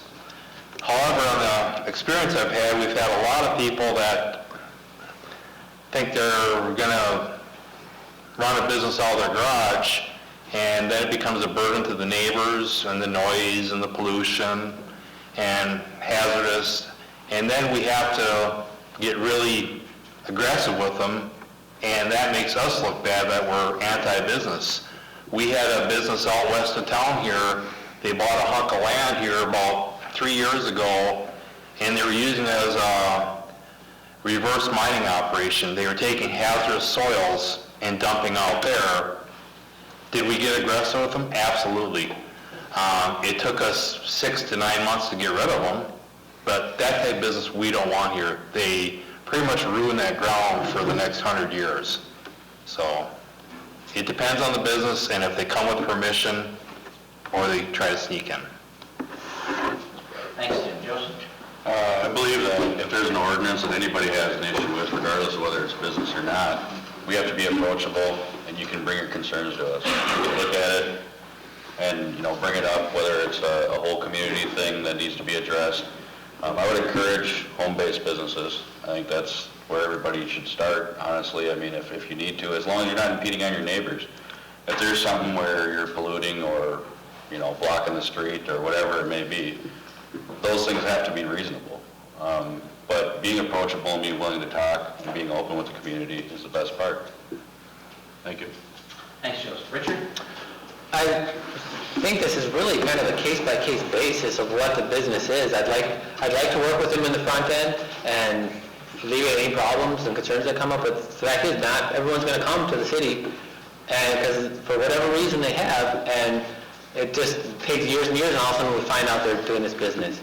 I want all the businesses that we have here to stay here, and I'd like to grow. I don't want it to impede on the neighbors or the quality of living for everybody else in the community because of one business, however. I just maybe we could have the city have a big push to try to reach out to these home-based business people, or maybe people who are thinking of doing a home-based business, to have workshops set up so that we can walk them through the common pitfalls that these businesses go through in getting set up and falling in line with the city ordinances, just so that they all start off on the right foot, so we don't have to do that corrective action and take thousands of dollars in fines to get rid of somebody finally. Thanks, Richard. Steve? Well, I agree with that. I mean, I'm a small businessman. I work out of my house as a general contractor, but I don't have cement trucks coming to my house. I don't have, a lot of subs coming to my house. I meet them at the job sites. I think you have to take it on a case-by-case deal, and I think what you have to do is look at, is it a light type of business, is it a medium-sized business, or a full-size commercial business? I mean, if you're doing a machine shop out of your garage for one person, that's one thing. But if you've got 5 employees in a triple-car garage that you're working for a machine shop, then you've come to a different level than working out of a residential neighborhood. You have to remember, I think the ordinances we have in the book, we need to enforce them, but at the same time, I'm open to talking to any businessman on anything to keep them here and work with them the best that I can as far as what the city can do for them and working together. Yeah, I think working together with business, again, working with the residents on any issue is worth talking to and listening to, because the more heads on it, the more ideas on it, you'll come up with a common solution that will benefit everybody. It just works. Thank you. Thanks, Steve. All right, we're going to try and get 2 more questions in before we get out of here. And we'll start with Robert on this one. We all agree that we need to bring more businesses into the community. It helps the tax base, helps reduce the tax base for residents. Business like the YMCA offers community, offers some tax revenue. There was discussion some time ago about bringing them in. It seems like it's died off. Are you in favor of bringing in an organization like the YMCA to the city and revitalizing those talks again? I'm not opposed to a community center for our youth. It'd have to be something that was really looked at financially. I've looked at the budget for St. Francis. I've looked at the economics for St. Francis. I don't think right now is the best time to bring in a YMCA. The median income in St. Francis, I don't believe, can support a YMCA, especially when you have one 20 minutes away in Andover, you have one 20 minutes away in Elk River. I don't think that thing's going to stay open more than 3 years, and the city's going to be on the hook for its portion, and we're going to try and figure out what we want to do with that building. Right now is not a good time. We have so many bonds we need to pay for. Let's dig ourselves out of this debt, and that's something that we can look into in the future. Thanks. Thanks, Robert. Tim? I think I'd be in favor of having YMCA move in tomorrow if they want. Because if I remember right, our portion of the financial responsibility for the YMCA was 40 acres land about a half mile that way. And as far as I'm concerned, that offer still stands, and that's all we'd be responsible for is 40 acres of land. And that would be our donation to it. It wouldn't cost us nothing. It's bought and paid for. It's been on the city books for years now. That was where the original new city hall was going to go, and that got nixed. So 40 acres for YMCA, and that's our responsibility. Bring them on. Thanks, Tim. Joseph? I would love to have a place to go play basketball in the winter. I think it'd be great to have a swimming pool. However, I don't think it's the right time. I think we need to address some other issues, make sure it is affordable. If what Tim's saying is true, I'm not against exploring it. I think looking at it and finding out what is involved with it is something that could be done. Whether or not we can afford it, whether or not we can support one with the resident base and the tax base that we have, that's the biggest question I have. So I'm not against exploring it. I can't say I'm necessarily in favor of it at this time, but I mean, time will tell and we can explore it. Thank you. Thanks. Richard? I am absolutely in favor of a YMCA. I was in favor before I ran. It was one of my long-term goals that I had set for myself to come here to get a YMCA or a community center. If you ask anybody who grew up in this town, what is there to do in St. Francis? They're going to tell you nothing. And I'd like to change that it may not be for my kids, but my kids' kids, who knows? it's an issue for the parents. That's why there was a grassroots effort by the parents to bring a community or rec center to the city. And now, in 2 weeks from now, there's another Meet the Candidates forum set up by the middle school. 300 students were asked to come up with what their biggest concern was for the city of St. Francis, and you know what they said? Rec center. They want a rec center. So they're going to they asked us all to go there again to talk about the rec center. And I don't know how long are we going to say it's not the right time before none of us even live in the city anymore. And then it's never going to be the right time.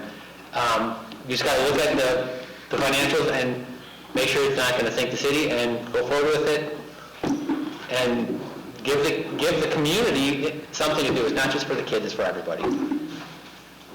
Thanks, Richard. Steve? Well, I talked to Anita at the YMCA here recently, last year, and she told me that she handles the development for the community center, or YMCA rather, and she says that they don't have any cookie-cutter plan that fits all cities. It just goes by the size of the city and the city itself. She told me also that they're a nonprofit organization and they're not in to lose money. She also told me that they don't handle team sports. In other words, if you go to the YMCA, you get a towel and a locker and want to swim, they handle that. The team sports in Andover are handled all by Andover. I think that it's a good idea at the right time and right place. What we don't want to do, and I'm not against it by any stretch of the imagination, but what we don't want to do is be here again a few years down the road in the same predicament we are, talking about a wastewater treatment facility and cutting rates, because we didn't do the due diligence and the planning ahead to make it happen. Can we make it happen? If we make this town affordable, to retain the residents we have, bring in new residents and new business, our tax base will become bigger, and we can have our cake and eat it too in the long term, not the short term. Thank you. Thanks, Steve. Jerry? I am not in favor of having the city pay for a rec center.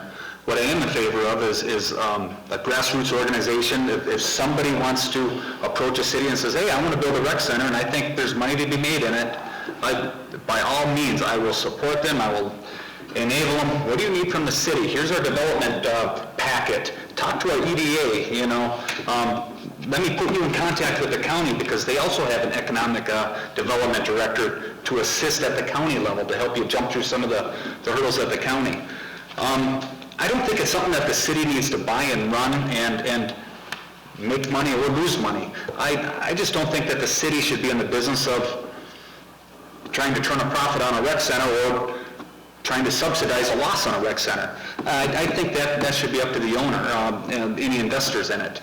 But what I do think what the city should have skin in the game is to enable that developer, if he's got a dream of having a rec center in St. Francis, I want to make that dream a reality.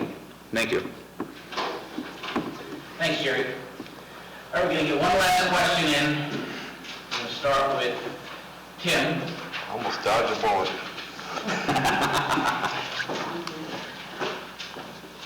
Okay, last question. What do you feel are the three most positive things the city of St. Francis has done in the last 4 years and/or is currently working to complete? Last three things. Okay, Economic Development Director, where I think with that position being filled, and from what I've seen so far, it's going to benefit St. Francis more than I think any of us can imagine.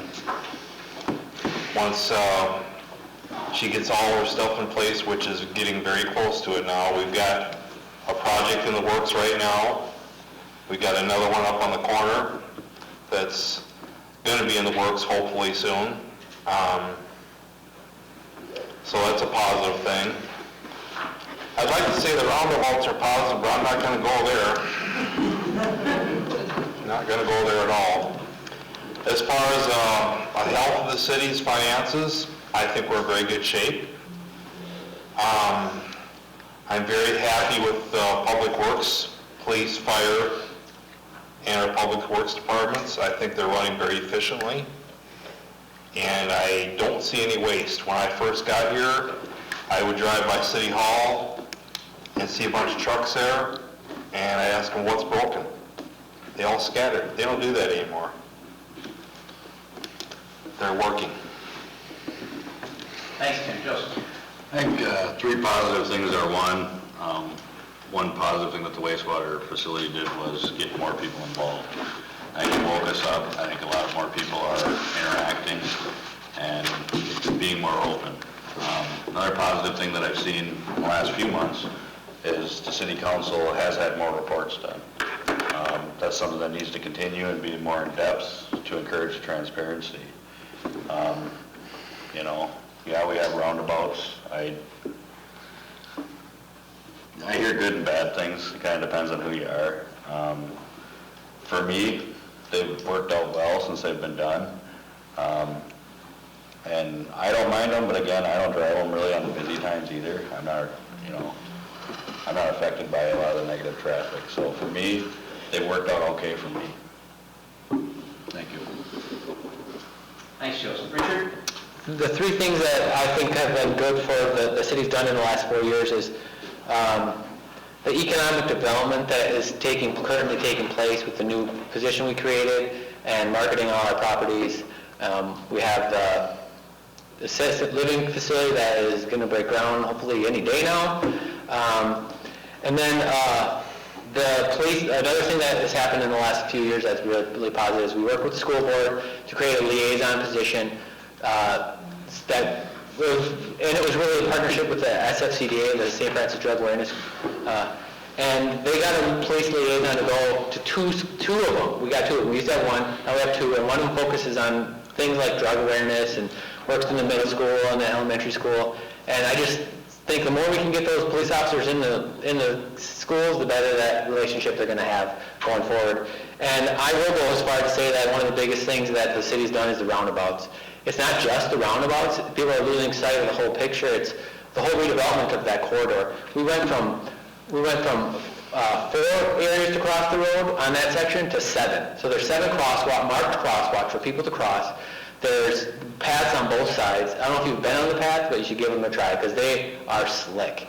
And the traffic has been moving so fast. I asked the police chief yesterday, how many crashes have we had since they were finished in the roundabouts and leaving the school, but there are always crashes there. The answer was 0. 0 crashes since the school year started, since those have been completed. So I have nothing but good things to say about the roundabouts. Thanks, Richard. Steve? Well, I'm going to put one positive that I see from the wastewater treatment facility. It put a large tax burden on us, but what it did was, I agree with Don Rhoda that just said, opens the eyes of the public and got them involved. I hear things today about having town hall meetings, partnering and stuff like this. This is stuff that I and Joe Newball, Rob Ball brought up as far as doing on agenda items that we talked about. I just wonder if this isn't just lip service that will, if they get in, will continue, or just be a spur of the moment type of issue. I think that what we're going to do, what I'm going to do if I get in, is make this government for the people and by the people, like I said before, and have their input be a big part of how we run the city. But a positive thing like this, I think, again, a negative side became a positive side by getting the public out to be informed and pushing us to do the things we're talking about. My question again is, will it be just lip service, or will those town hall meetings happen, which we asked for before and never got, or the partnering and talking about things, like I say, partnering with other cities? We've talked about that, we've heard it, we talked about it, never heard it before from the council, and now we're hearing about it now. So my question again is that just going to be for now, or will it be happening down the road? If we get in, it will continue to happen in a bigger way. I just question the other side. That's my thought. Thank you. Thanks, Steve. Jared? I think there are many positives, so it's hard to pick just 3, but 3 of them that came to mind is the roundabouts with the trail connectivity. The stretch in front of the school was, let's face it, it was kind of a dangerous stretch. It's a lot safer, and when I start talking to people, when they had wanted the 2 lanes both directions with the lights, I saw the price tag, and we're complaining about the wastewater treatment plant. Guys, we can't afford to buy out all that easement and foot the bill ourselves. To get that project done for the amount of money that we got it done is a huge savings, huge. Our public works building with the salt shed, that's another huge thing. The salt shed, not many people know this, but St. Francis buys our salt in bulk, and we actually, we save a ton of money every year. That salt shed will pay for itself, I think, in 7 years. And we sell salt to the school district at cost. So, I mean, we don't mark it up for them. The county was actually gouging us pretty good for our salt. And then the last thing is a school speed zone right on 47 in front of County Market. It's something that I had worked at. I mentioned earlier on how hard MnDOT it is to work with. I started working with that my last 2 years of being mayor, and I've been out of office for 2 years. So it's been a 4-year thing to get that school speed zone in. Very difficult to get through, but I think it's nothing but positive. Anytime we can slow traffic down through that corridor and try and protect our kids is huge. Thank you. Thanks, Jerry. Robert? One of the things I want to say that the city's done well, I know we all have different ideas about the wastewater treatment facility, but the city did their due diligence on, it was failing. We were pumping our sewage south, Andover, Oak Grove, all the way down the Rum to Sealy Brook. I don't want my pollution to go down to other cities where they have to deal with it. So the city did do their due diligence on providing a solution. Also in the last 6 months, it seems like ideas that came up through Facebook and stuff like that have all of a sudden been introduced to the city council. They're doing quarterly reports. They're telling the police, the fire, public works are all telling city council now what they're doing over the last quarter.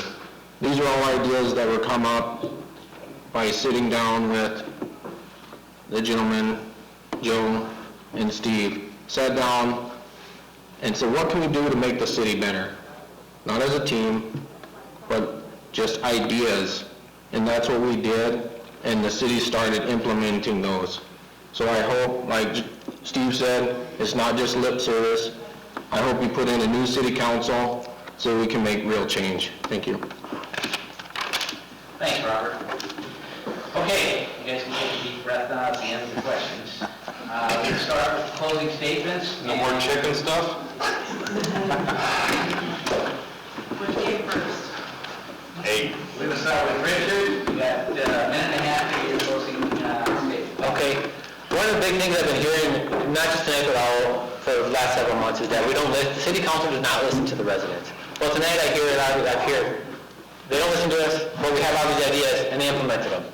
If that's not listening to you, I don't know what is. They say, we didn't listen to them about the water treatment plant. And then we do a study and get a 30-year loan. That was their idea. How is that not listening to them? So I'm just dumbfounded that they say people say we don't listen to the citizens when we've implemented ideas after idea. And I just feel that I've started 2 years ago. I feel like it's been a real tumultuous 2 years.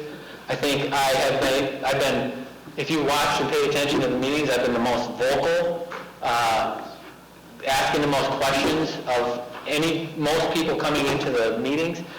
And I've caught $60,000 overage that somebody wanted to charge us for, so I asked them to justify it, which they did. Like I said, the water treatment plant was a contentious vote. I thought it was good for the city, so I voted for it. Every vote I've made has been for the benefit of the city and the citizens of the city and the long-term growth and prosperity of the city. Not now. Yeah, it's have to pay a high bill right now for the treatment plant, but in the long term, I think more businesses are gonna come here. We have more hookups.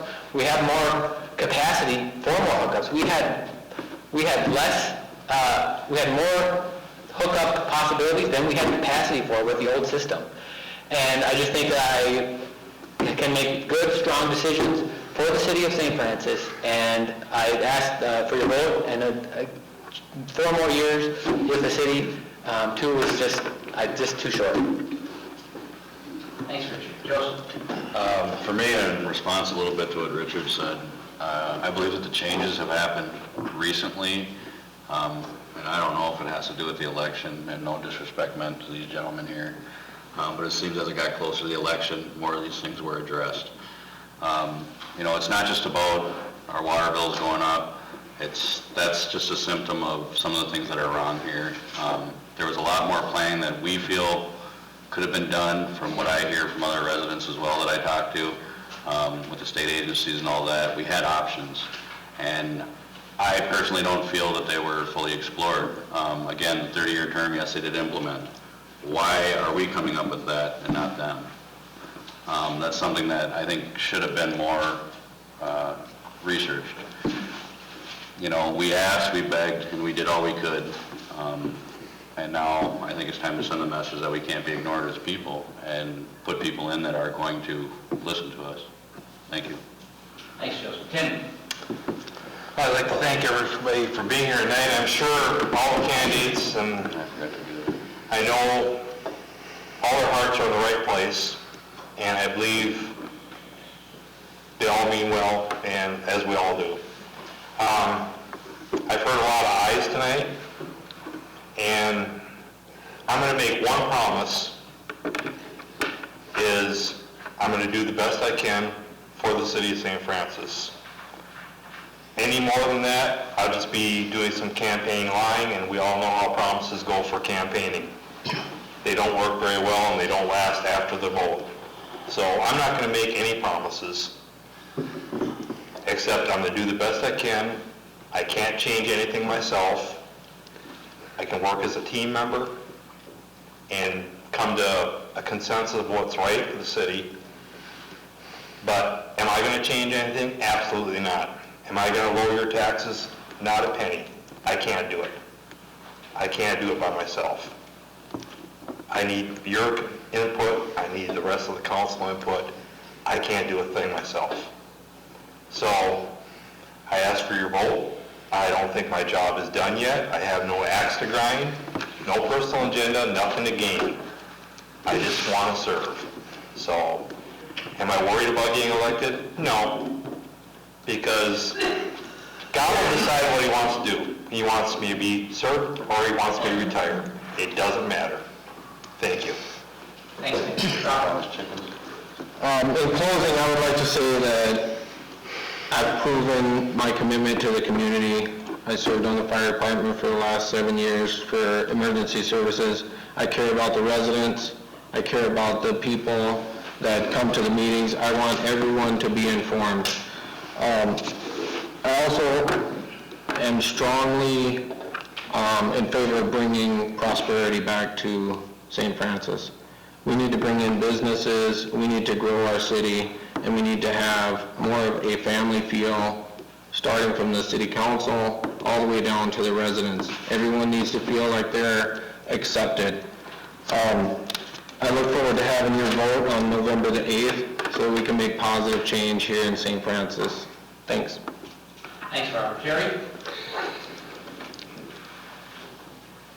As I've been out door knocking, I've noticed that there's a lot of misinformation. I've heard a little bit of misinformation here tonight. To say that the city has not explored a whole lot of options with the wastewater treatment plant is, in my opinion, not entirely accurate. The city actually put together a wastewater treatment facility plan. It's about 250 pages, and it lists 17, 19 different options. The options of doing nothing, the options of expanding our current pond system with and then an activated sludge, an oxidated ditch, 17 other options. And I don't know if any of the candidates have actually went through and read it. I have. The city, I believe, did do the due diligence, and I believe that the activated sludge wastewater treatment plant is the correct solution. I actually have a degree in water treatment technology, so maybe I just understand it, or maybe have a little bit different perspective of understanding it than a lot of the other candidates. But, there was a lot of options that were explored, and I do trust, I know our engineers aren't perfect, but when we're paying for professional advice, you want to take the advice of the profession. It's kind of like you asking your lawyer about getting a root canal. I mean, you go to a professional, the professional dentist to talk about a root canal. You go to a lawyer to talk about law. We went to an engineering firm to talk about a wastewater treatment plant, which is the right venue. Thank you very much. Thanks, Steve. Well, I preface my closing statement by saying that we listened to an engineering company. We had a March 17, 2014 PowerPoint presentation that had 5 options on it. We picked the second to the most expensive. Bolton and Mink has been kicked out of East Bethel and kicked out of Metro for doing just what they did here, pushing us to, pushing the council to go with an expensive wastewater treatment facility that we cannot afford. There's nothing wrong with phasing in. You may have to do 2 projects to get to the one you want, but you need to get your tax base up. You cannot keep burdening people with this kind of debt continuously, and continuously pulling bonds for projects you cannot afford. I will just go on and say, in closing, I am running for mayor to give you, the residents, a voice, to listen to your concerns, to vote on issues that benefit the majority of our residents, to put trust back into our city government, to make city government transparent and accountable to you. I will leave no stone unturned in looking at ways to make this city affordable to live in so that we can retain the residents we have, bring in new residents, and more business to our community. I want to work for you and with you, the residents of our city, to make St. Francis a better place to live. Thank you. Steve, thank you. Okay, I want to thank all the candidates. Let's give them all a round of applause.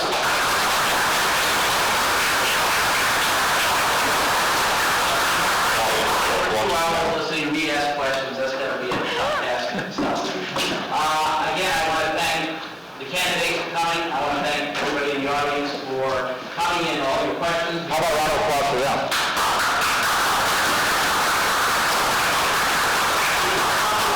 8 to 10 questions that we didn't get to, we will formulate them, get them to the candidates, and get the responses back, and we'll post them on the chamber website.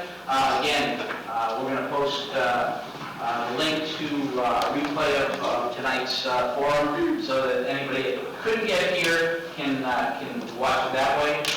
Again, I want to thank the St. Francis area women of today for providing all the snacks and the water and the coffee and so on, and the school district for providing the facility. Thanks to my staff that's here. It's a long night. Hopefully, we shed a little insight into, maybe questions that you had that maybe are a little bit clearer in your head now, so you have a little bit more, make a little bit more informed decision when you vote on November 8th. So, again, thank